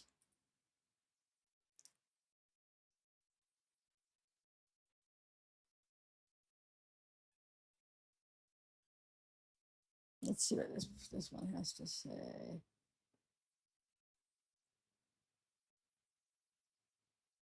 DA that the matter should go to trial. The fact that DA. Let's watch some of this here, see what they got to say here. With NBC4's Brittany Hope, she's outside the courthouse. Brittany, so this started a couple of hours ago. What has happened so far? Hi, Annabelle. It's been a really disturbing morning inside that courtroom. NBC4 Investigates Eric Leonard is inside right now, and he tells us that Celeste's parents are sitting in the front row, and they're sitting in that front row as evidence is begun to be shown. Now, that includes incredibly graphic photos of Celeste's body, dismembered, decaying, covered in flies and maggots when it was discovered in a Hollywood tow yard. The prosecutors right now continuing to lay out the evidence that they have in this case against David. District Attorney Nathan Hochman is inside the courtroom listening to the proceedings. We saw him walk into the courthouse earlier this morning. He has called this case a parent's nightmare. Also inside the courtroom are members of the public who entered a lottery system to try to get a seat inside. One man tells me he came today as a concerned citizen. I'm born and raised in Hollywood, so I'm a Hollywood native. I've been coming for like the last maybe 3 hearings. I came today because I want justice for Celeste. I want to see what's going on firsthand. I don't want to hear rumors or other people's opinions. I want to see for myself what's going on out here in my home, you know?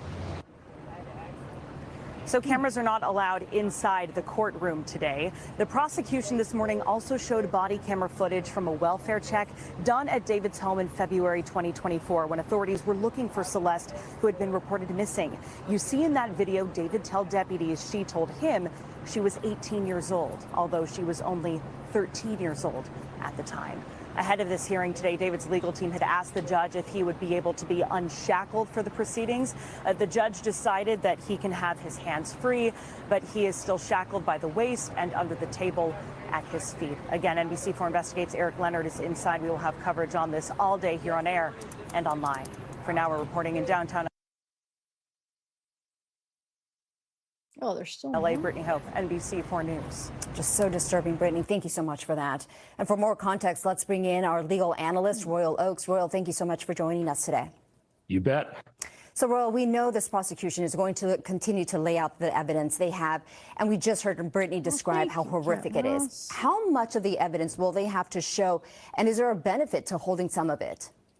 Well, there is a benefit to holding back in the sense that the district attorney knows this is just a preliminary hearing, a mini trial, an overview. The only question for the judge, there's no jury, and the question for the judge is there probable cause that Burke committed this murder? Meaning, would a reasonable person suspect that he's guilty, which is far from the trial standard, which is guilt beyond a reasonable doubt. You know, so Royal, his lawyer had asked the judge for an order to unshackle him for the proceedings, and we just heard Brittany say that that didn't happen. So let's talk about the psychology behind that. I mean, there aren't any jurors in there, and of course, no cameras are allowed.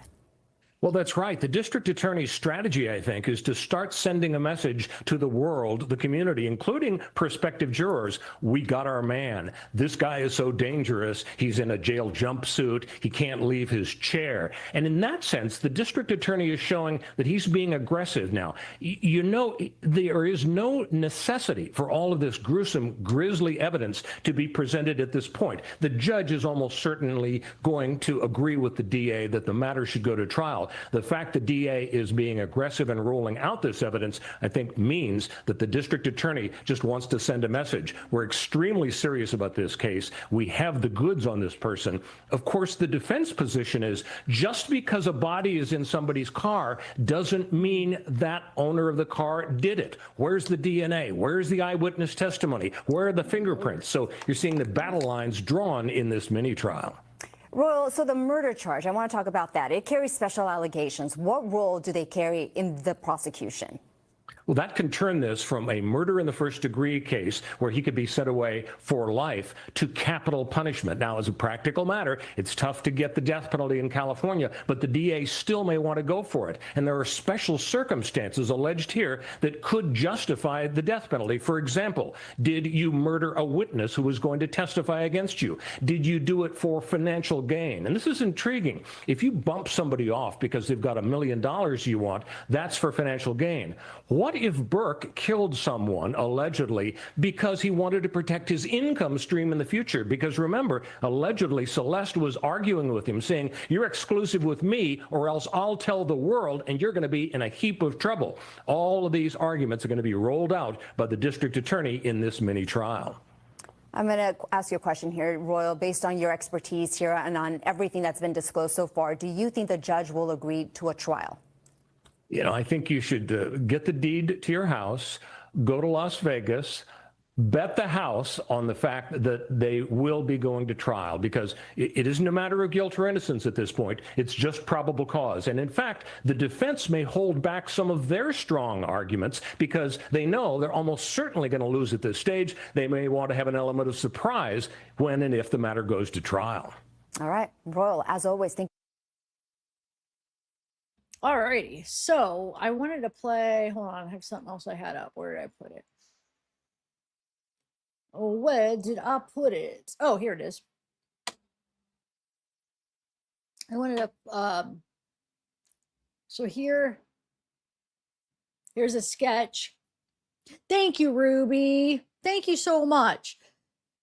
Here, let me actually say thanks to everybody. Thank you, Ruby. I appreciate that. 40 gems. Cat Mouse, 10 gems. Thank you. Viking, 2 gems. Thank you. Adele, 440 gems. Being me again, 380. Thank you. And 440. Thank you. Secret Forest Creatures UK, 350. Thanks. And then the other ones I was already able to vocalize. Okay. Well, I'll do it again real quick. Cat Mouse, gifted membership. Thanks. Angelina, 30. And Sandra.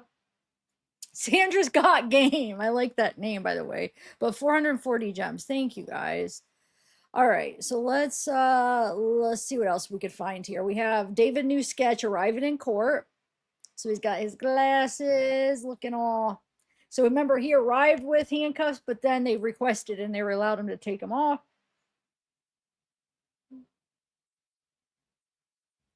Okay, and then we have, I wanted to go over this right here too. Not this, where is it? This is the picture he had, her yearbook photo with a Batman shirt.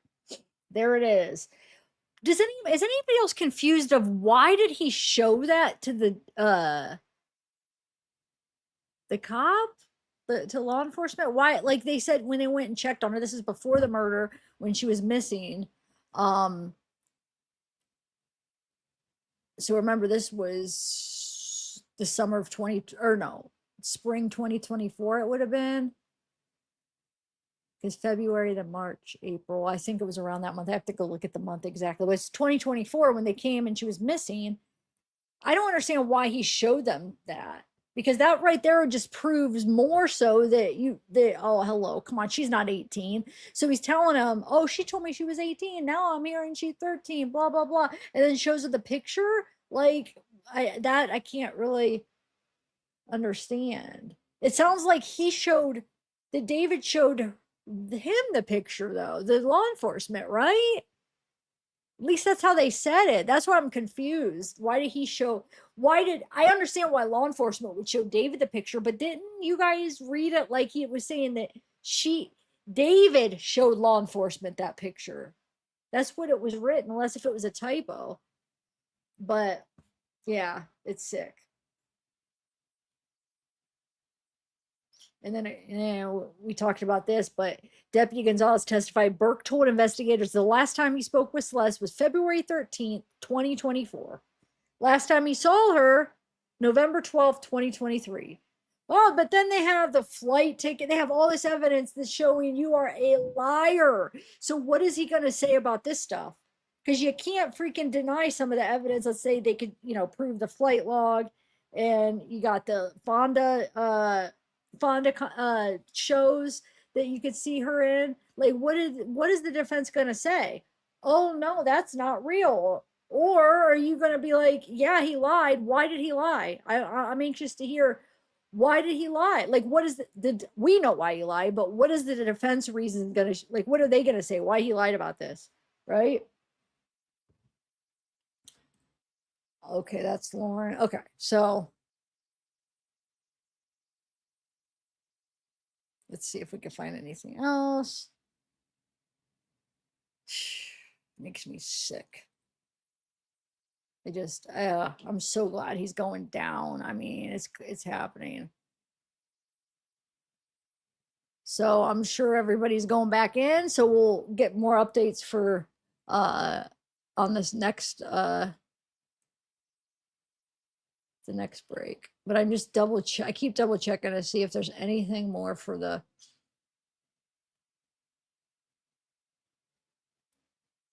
from the lunch break real quick. Hold on.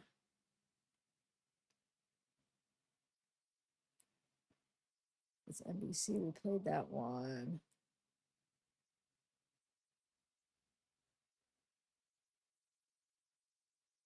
Hold on. I'm just going through. Seeing what I should play. Oh.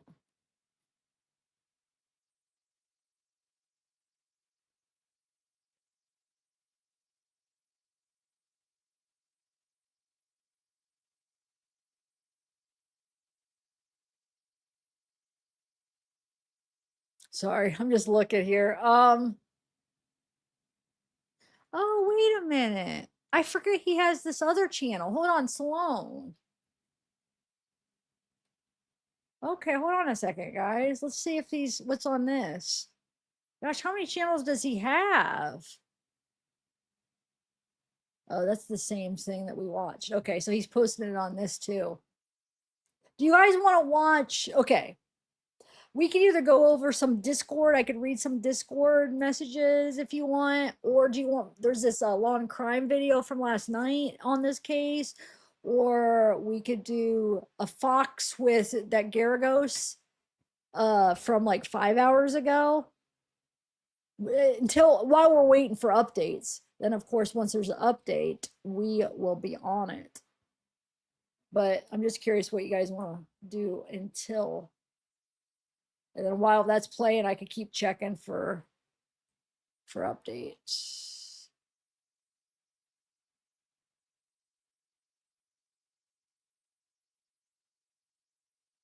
Here, I might as well play something while we're waiting. Hold on.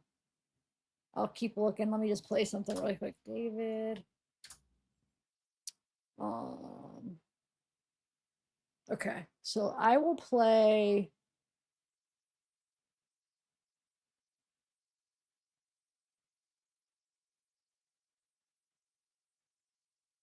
Oh wait, did that Trappler, did Ross put anything out? Let's see.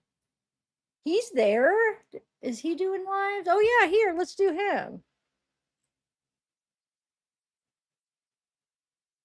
Wait, this is okay. This might be from... Is this from today? Hold on, I haven't watched, or is this from before? Okay folks, I'm here outside at the David trial and with all the media. Let's see. It looks like it. Let me add it. Let's see here.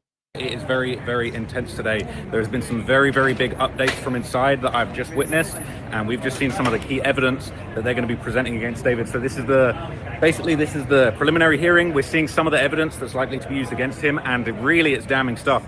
What we've seen so far is body cam footage of in 2024 in February when basically an LA sheriff was sent to David's home at the request of the Riverside County Sheriff, and they basically got in touch with David personally. We saw the body worn video where they went to his property, they asked him about Celeste, they searched the property for her, and they basically had a back and forth with him about her age. He said that he thought that she was 18, that he'd heard from other people she was 18. We also saw some very, very uncomfortable and gruesome photos of the state of the remains that were found in the Tesla, and it was just really, really awful stuff. Everybody in the courtroom was shocked. I'm going to have a much bigger update for you guys shortly, but that's the latest so far. Okay.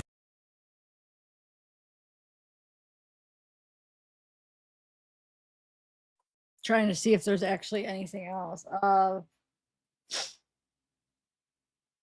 What other links does he have? Maybe he has some Instagram. Oh, his main channel.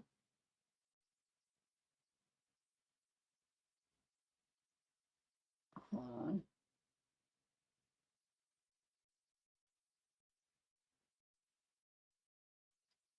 No, it doesn't look like he has anything yet. Okay. All right. So while we're waiting for that, I'm gonna waiting for the next break. I'm gonna put on because I gotta go use the restroom real quick. So I'm just gonna put on this. If it's boring, I could end up Which has happened in we could watch something else.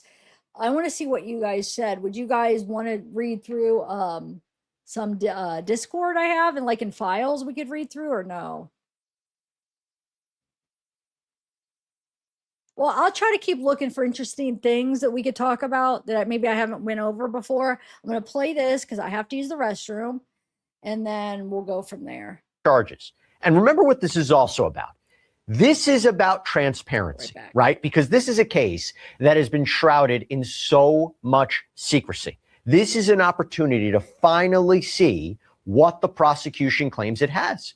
So I wanted to do a preview of what we can expect, and I have some logistical details for you that I will tell you one person is pretty upset about. And I have an idea about a potential key witness, one of David's reported friends, someone we haven't spoken about a lot, but she just posted a video and it got me thinking. We'll get into that. Now, remember, David is the singer currently charged with first-degree murder, continuous sexual abuse of a child under 14, unlawful mutilation of human remains, all in connection with the death of 14-year-old Celeste Rivas Hernandez. Prosecutors allege that he was in a sexual relationship with her, that back on April 23rd, 2025, prosecutors allege that David lured her to his home in LA, stabbed her to death, allegedly watched her bleed out, which is an important detail that I'm going to get to, and then reportedly took horrifying measures to conceal this killing, all in an effort to keep her quiet about their relationship, to prevent her from coming forward, that this would have ruined his very successful, lucrative career. The special circumstances allegations, which carry heftier penalties, potentially the death penalty,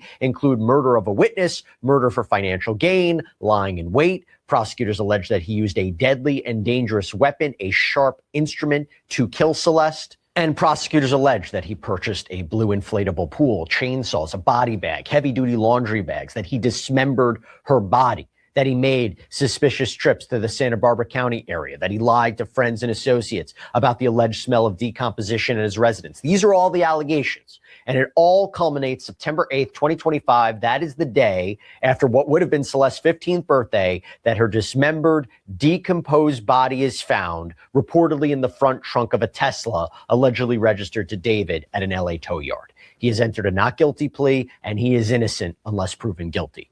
So that's where we're at. Now I got to go into this. So first things first, before I even get into the substance of what we can expect at this preliminary hearing, we received an update. We received a notice to all media. So this preliminary hearing is set to begin at 9:30 a.m. on Tuesday, July 21st, 2026, in Department 105 on the 9th floor of the Clara Shortridge Foltz Criminal Justice Center, with Judge Charlene F. Olmedo presiding. And this preliminary hearing is scheduled to last 3 days. And this part's key. It says, this notice, the court will hold a public lottery for public seats for the preliminary hearing. The court will conduct a public lottery for 10 public seats and 10 standby seats from 7:30 to 8:15 a.m. It's going to be on the first floor lobby of this courthouse on each day of the preliminary hearing. And then it says there's going to be no photography, video, or recording that is allowed in any courtroom, courthouse hallway, or lobby at any time, including the use of cell phones to capture pictures, video, or audio recordings. So you can see why this is going to be an issue in terms of transparency, right? Do you know who's not happy about this? Steve Fisher. We've had him on the program before, the private investigator who has been looking into this case. He was hired by the owner of the property where David was reportedly staying. This is the place near where the Tesla was reportedly towed. He took to X and he posted, quote, "The court is allowing only 10 members of the public into the preliminary hearing in the David case.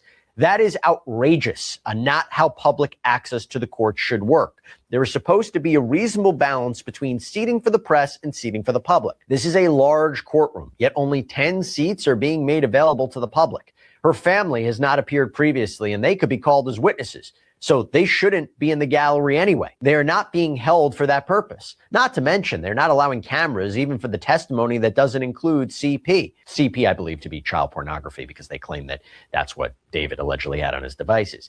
Documents have been sealed throughout the case, and now access to the courtroom is being severely restricted. At this point, it feels as though they are making up their own rules. Hashtag David, hashtag Celeste Rivas Hernandez." All right, look, a little bit of a 180 here, but I just have to call this out. For all you business owners out there, running a business, it's tough enough. Free at odoo.com/sidebar. So I want to talk about this and more, a lot more. I'm here with attorney Imran Ansari. Imran, great to see you. Thank you for taking the time. First of all, your reaction to what Steve had to say. I mean, does he have a point? There's a lot of people that want to know what's happening with this case. Do you think it's wrong to limit the amount of members of the public that should be in there? Do you think it's wrong to not have more cameras, more video, more transparency? Well, there is a public right to access, right? And this is a trial that's going to really be grabbing the public's attention. We know that. But at the same time, the judge needs to balance maintaining order in the courtroom. And that's also regarding seating and who's in the courtroom and when they are in the courtroom. And certainly just a very practical consideration, the space in the courtroom. Now, this is it's a small amount being allocated to members of the public to get into that courtroom. And of course, as you pointed out, Jesse, it's not like there's going to be cameras broadcasting or a feed in a spillover room where people could sit and watch, which has happened in other trials where there's a lot of public attention and interest.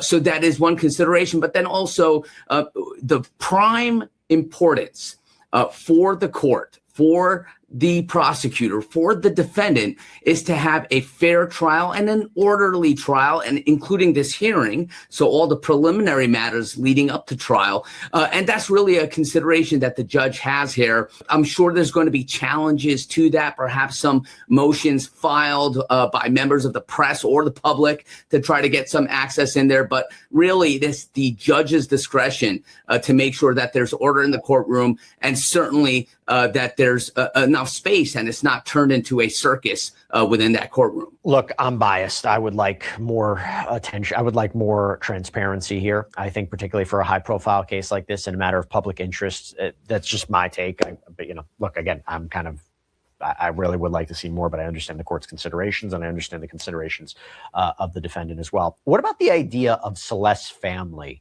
being called as witnesses during this preliminary hearing? Do you think that's likely? I mean, for me, if I'm thinking about it, I wonder if they would testify to what they knew about this alleged illegal sexual relationship between Celeste and David. Yeah, they very well may be called. I think the prosecution has a lot of evidence, put aside the family and what they may have to say about their observations or what they learned or heard from Celeste or later learned, based on some of the evidence that came out afterwards. And certainly the reporting of her missing, there was that first time and then she returned. And then the second time, right? That may be information or evidence and testimony that the prosecution wants to put forward in this preliminary hearing. But I also think that the prosecution has a lot of evidence, whether it be be the forensic evidence, the circumstantial evidence vis-a-vis the electronic data and location data that they have, that they may not need to call the family into that courtroom. So, we'll see. I want to get into that because I want to take this potentially witness by witness, but I'm jumping ahead a little bit here because this just happened. I'm going to get into what we can expect from the preliminary hearing and who we can expect to testify. So I'm not going in order because what just came out, there was this video from Asia Collins. Okay. This is a person that we believe to be David's former friend. She posted a Twitch live stream on her account earlier this month. It was titled, "Welp, Let's Talk." Here's a portion of what she said on that live stream. So immediately I go to David and I'm like, hey, this girl's saying that you're with a 13-year-old. You need to explain yourself. He was like, dude, that's not even true. Like, she's like 19. And I was like, no, she's not. She said she's 13. Like, show me proof. And you know what? He showed me proof.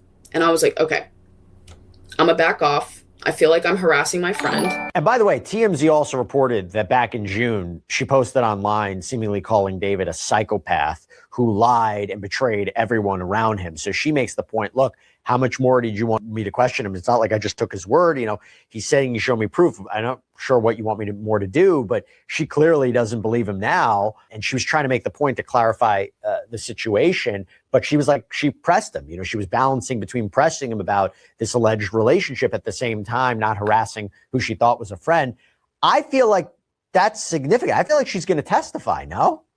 Yeah, she very well may be, and she put it out there, right? So she's certainly on the radar of the prosecution and everyone else who's really following this case and the events that led up to David's arrest and the horrific death here of Celeste Rivas. So, she may very well be someone who would come in and potentially testify about that contemporaneous sort of interaction with David at that time, where she's questioning the age.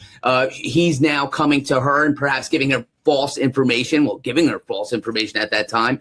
And it could be a real credibility sort of question there if there's any sort of defense put forward by the defense as to not knowing her age and the thing and all that. But we see the evidence, and I think that's not necessarily going to hold up. I thought she might also testify because there was a portion where she said in this, she goes, there's not much more I'm paraphrasing. She goes, there's not much more I can say for legal reasons. So that makes me think like she might testify. Let's also talk about Neil Langston for a minute. Okay. Neil Langston is somebody who's come up throughout the course of this case. This is another one of David's apparent friends who ran in a circle. We know a few months back, there was a video obtained by TMZ. It was posted apparently from July 2025 showing what appears to be David and Langston at what seems to be this Hollywood Hills property, with David saying the smell is from him going to the bathroom.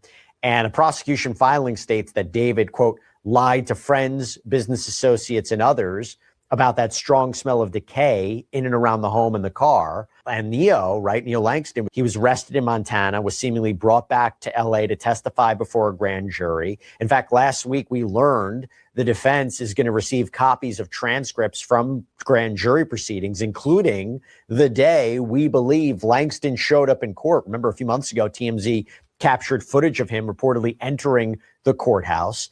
TMZ also reported that he was only testifying in front of a grand jury for about 30 to 40 minutes. It raises questions about what did he actually testify to, whether he pleaded the fifth.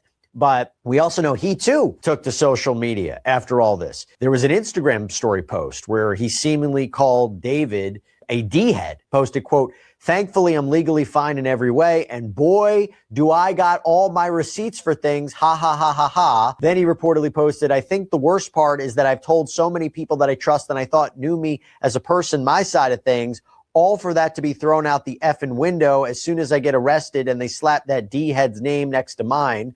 And for the record, the thing I was arrested for wasn't even charged. They never filed it, and my warrant was retracted because there is more to the story than what's on the news. Is he going to tell his story at this preliminary hearing, or is he going to plead the fifth? Is he going to be called as a witness? Yeah, I think he may be, right? No, he already went into the grand jury, and, we don't know yet what that testimony was, if any, and whether he took the fifth at that point.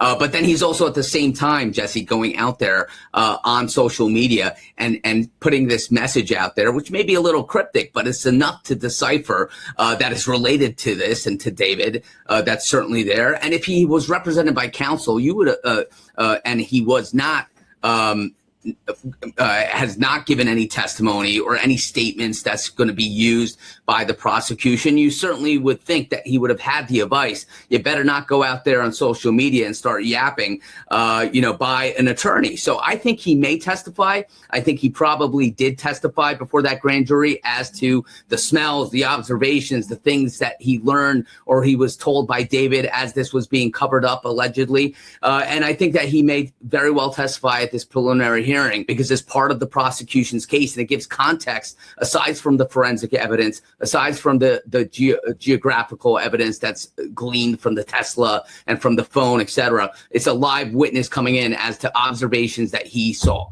Would he be granted immunity? Is that something we would learn during the course of this preliminary hearing? Is that something the defense could ask him if he testifies? Certainly so, right? So if the prosecution struck a deal with him, and if there was any sort of leniency or not immunity given, of course, in grand jury, that's commonly done. Even with this preliminary hearing, if there's any sort of deal with the prosecution, that's going to be exploited in any way they can from the defense team. But then again, can you score points even if you are attacking credibility? Because this isn't necessarily a credibility determination if he does take the stand. It's really going to the observations that individual made at that Hollywood Hills house, his interactions with David, right, and not so much something where, all right, he cut a deal with the prosecution to get out of any sort of culpability here. Imran, let me just take a step back for a second. So I'm jumping ahead to these witnesses who may be called. I think the first witnesses to testify for the prosecution in a preliminary hearing are the lead detectives. No, I mean, the ones that are going to kind of summarize all the evidence. Based on LA County District Attorney Nathan Hochman, he had this press conference when it was announced that David was arrested. And I recall he said at the time that the LAPD detectives on the case are Josh Byers and Corey Farrell. Aren't they going to be the main witnesses at this prelim? Yeah, Jesse, I think they will, because you have to analyze or look at the real purpose of this hearing, right? It's a preliminary hearing to determine probable cause and whether David is going to go to trial here and the evidence was sufficient to support the charges brought against him. So what are you going to do in terms of a prosecution standpoint? You want to get that evidence before the jury, and you're going to have to establish chain of custody and things like that and observations by law enforcement, what led into the investigation here for probable cause to arrest. And you're going to do that through those detectives. And this case really is a law enforcement investigation heavy case because you have the discovery of the body in the Tesla and sort of the working your way back from a law enforcement standpoint, an investigatory standpoint, where you're looking at that geodata, when you're looking at, the purchases that David is allegedly making for those very damning and incriminating sort of items for concealment of the body. And then you're also looking at and getting in evidence and testimony through the detectives, through law enforcement, as to the recovery of things like the inflatable pool once they get the search warrant. That's all damning evidence here for the alleged allegations against David, and ultimately for the prosecution to make their case. And specifically in this preliminary hearing, Jesse, I think that's what they're going to lead with, because they want that out there before the court early on to establish the evidence and the sufficiency of that evidence. One of the biggest question marks from the prosecution's prior filing was they claimed David stabbed Celeste and watched her bleed out. Do you think the prosecution, through these lead detectives or maybe another witness, is going to explain how they know that, how they know that he allegedly watched her bleed out? Are they just assuming that because they claim that no one called emergency services? Or do they have a witness? Are these detectives going to say, we have surveillance footage of this? Or is that, again, am I just looking too much into it and they're saying they watched her bleed out because he allegedly didn't call emergency services? Yeah, so Jesse, when I read that in some reporting, that was my literally, that was my initial reaction. Like, how do they know that to make that allegation that he watched her bleed out, right? And I had that same sort of question. So I'm thinking through it. It may not necessarily be something as clear cut as surveillance footage or a witness who we probably would have heard about if there was anyone present during this when this happened. And I think it's pretty clear there wasn't. It may be supported by medical evidence, although she was so decomposed, the body parts, that we know that the medical examiner also struggled with the determination at one point of death and things like that, right? So it could just be speculation at some points, right? That there was no assistance called, 911 wasn't called. We know at least that there were penetrating wounds that led to the death, and that likely there wasn't any sort of remedy or medical treatment in terms of David allegedly placing anything to stem the bleeding or things like that. So I think we're not necessarily against some clear damning evidence such as surveillance, but I think you could put two and two together, and that's where they get that statement. Do you think these lead detectives are going to finally reveal the text messages between David and Celeste, or is there going to be a Cellbrite expert or somebody from digital forensics? Because you go back to the prosecution's brief and they say that there are these text message exchanges between the defendant and the victim on April 22nd and April 23rd, 2025, where the victim threatened to expose the defendant and destroy his career. That the night prior, April 22nd, 2025, defendant and the victim engaged in a lengthy argument described in detail in their text messages. The messages revealed the victim's jealousy over defendant's relationships with other women, as defendant led her to believe they had a future together. She became extremely upset and threatened to disclose damaging information about her relationship with defendant to end his career and destroy his life. So do you think that either the lead investigators or somebody from digital forensics is going to testify to those, the content, the substance of those messages? Yeah, absolutely, Jesse. I think we're going to see those text messages. We already know the substance or the sum and substance of those text messages based on those filings.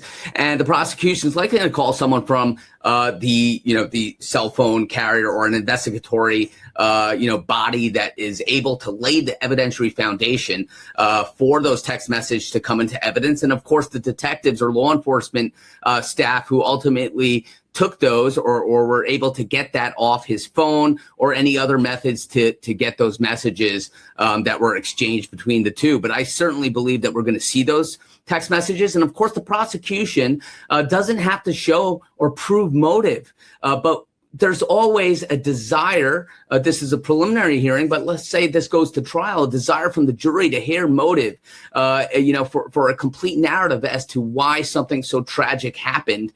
And those text messages give the prosecution the ability to argue motive here in this case, whereas there's the jealousy, the threat to expose him right when he's about to release that that premiere or the first album, go on tour, and he's on the sort of verge of stardom there. So that's that motive there, and I think we're going to see the text messages really taking a front role in the evidence here. I think you might also hear from like his managers or agents or people around him to talk about the height of his career too, right? If they're trying to prove special circumstances allegations, killing for financial gain, I think a part of it, they would have to establish where was he at in his career? Why did he need Celeste to be quiet? Absolutely. And I think that's the story, or at least the theory that the prosecution is going to be putting forward before that jury. By the way, in terms of this alleged child pornography, right, that they claim is on David's devices, is that something that I imagine will be presented at a preliminary hearing through the lead detectives? To some extent, Jesse, I think, right? We've heard about that child pornography, whether it's photographs or videos of Celeste Rivas. I believe that may be the case, and we're not going to see that certainly, but we may hear about that. And I think we're going to hear the testimony about that being recovered off the cell phone, because again, it goes to some aspects of the crimes that he's charged with, of course. And I think we're certainly going to learn about that. And to the extent that he has it, I think it was a relatively sizable amount, if I understand correctly, but that's going to be damning evidence ultimately for him when it's relevant to some of the crimes that he's charged with. I also have to imagine the manager of the tow yard, the crime scene technicians, Thank you, KPWTSXXRX. Thank you. How much longer? Do you guys want to watch the rest of this? Or, you know what? We could.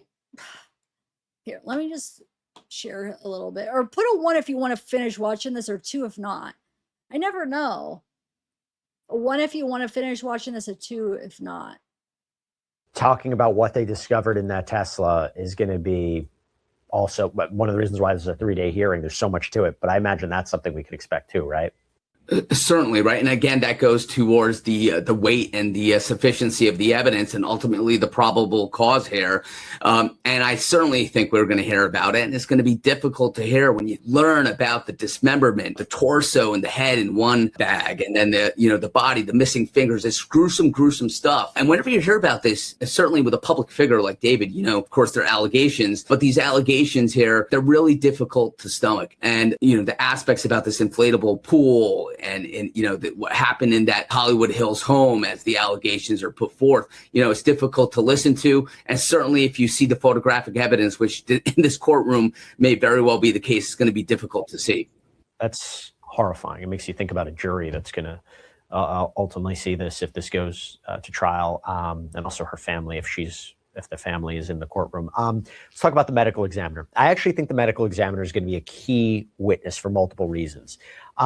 First of all, if you go to the death investigation report, it might be several people. It lists out medical examiner investigator Karen Tapia, deputy medical examiner Dr. Ansel Nam, supervisor, deputy medical examiner Dr. Grant Ho, forensic technician Daniel Garcia. Not sure everybody's going to testify, but the cause and manner of Celeste's death are key.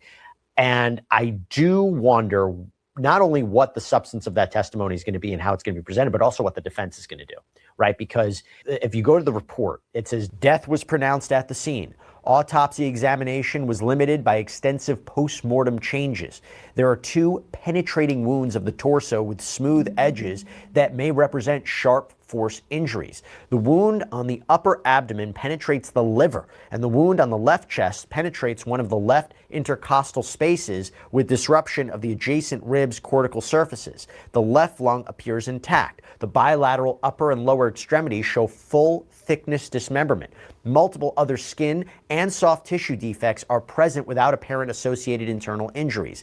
The etiology of these defects is not clearly apparent due to severe postmortem changes. Postmortem toxicology performed on liver tissue shows the presence of a low level of ethanol, which may be due to postmortem changes or ingestion, and does not appear to be contributory to the cause of death. Given the history and circumstances as currently known by me in the setting of the findings by examination, ancillary studies, and in the absence of other definitive causes of death, the cause of death is multiple penetrating injuries. The manner of death is classified as homicide. You will not have this case without that kind of testimony. So Imran, 2 questions to you here. 1, what can we expect from this witness or witnesses?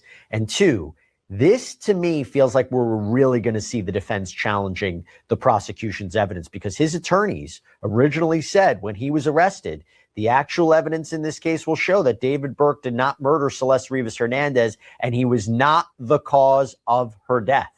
Talk to me. Sure. So let's take that into 2 parts, right? From the evidentiary standpoint, what do we hear from these medical examiners? Well, certainly the methodology that they use in analyzing and evaluating the body, right? That's going to be out there in that courtroom. And again, it goes to the sufficiency of the evidence and what leads the prosecution to bringing these charges against Burke, right? So that's what we're going to hear from them. And I'm certainly, again, same, you're going to hear about the condition of the body. It's going to probably be difficult to hear about the decomposition of the body and how they came to the ultimate medical opinion or analysis as to the manner of death and the cause of death. With the penetration wounds, et cetera. Now, pivot to the defense standpoint. This is your opportunity from a defense standpoint to really challenge the evidence. There's so much which circumstantially and the other forensic evidence and data and the purchase history and all that doesn't really bode well for Burke in this case, for David in this case. But when you look at the ME and the sort of the analysis they did, that's some ground where you may be able to achieve from a defense standpoint in attacking the sufficiency of that. And was this body too decomposed to really reasonably get to that opinion from the medical examiner? So we expect that the defense is going to do something right on their end in terms of challenging the evidence. And I think this may be one point, one area of evidence that they may be able to score some points. You know, I think also might testify Riverside County Sheriff's Department deputies, because you go back to this idea of trying to establish that there was this alleged relationship between David and Celeste, which makes up its own set of charges, but also goes to the special circumstances, the motive, all that. So, and this goes back to the prosecution's filing. So much of that was about her allegedly, going missing, them going to David, right? Trying to contact him denying that he had a relationship or really knew her that well, that didn't know she was a minor. To me, I feel like that's going to be a portion of this case too, although it does become a question, how much does the prosecution need to actually present at a preliminary hearing to meet that low burden? Yeah, certainly. And I think we may hear it, right?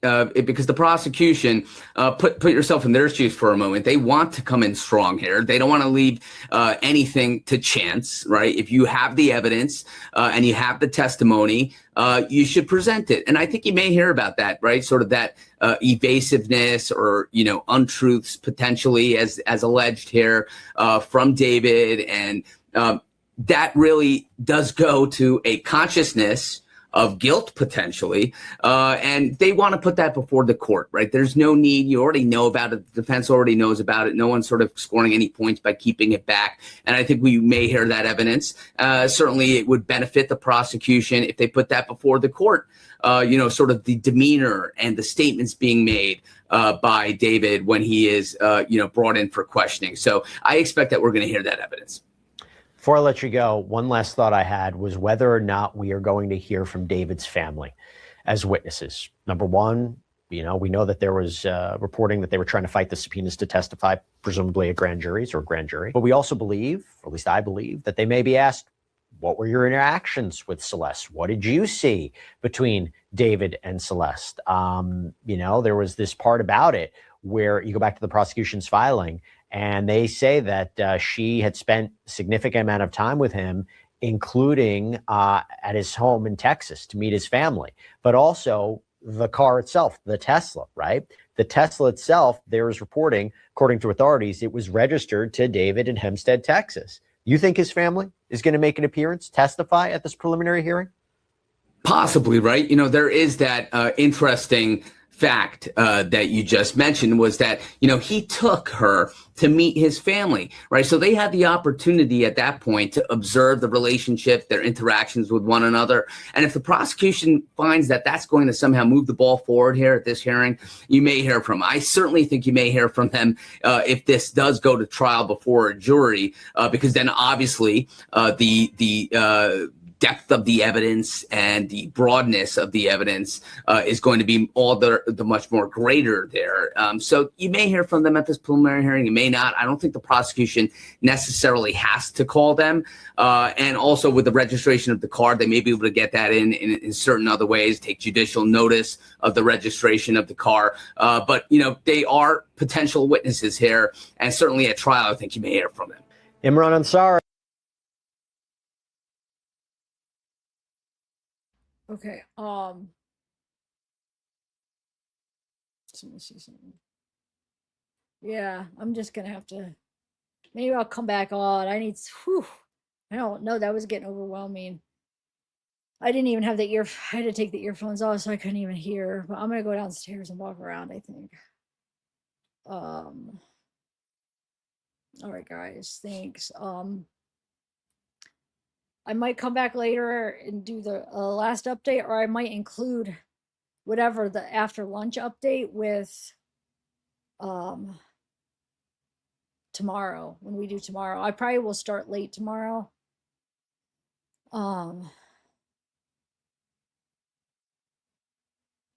Like I did today, so we're not waiting around so much. No, nothing's happening. I'm just going over the preliminary update, but I'm having a little panic attack here. I don't know. Sorry. All right. I'll see you either later today or tomorrow morning sometime. Okay. Thanks for coming. Bye.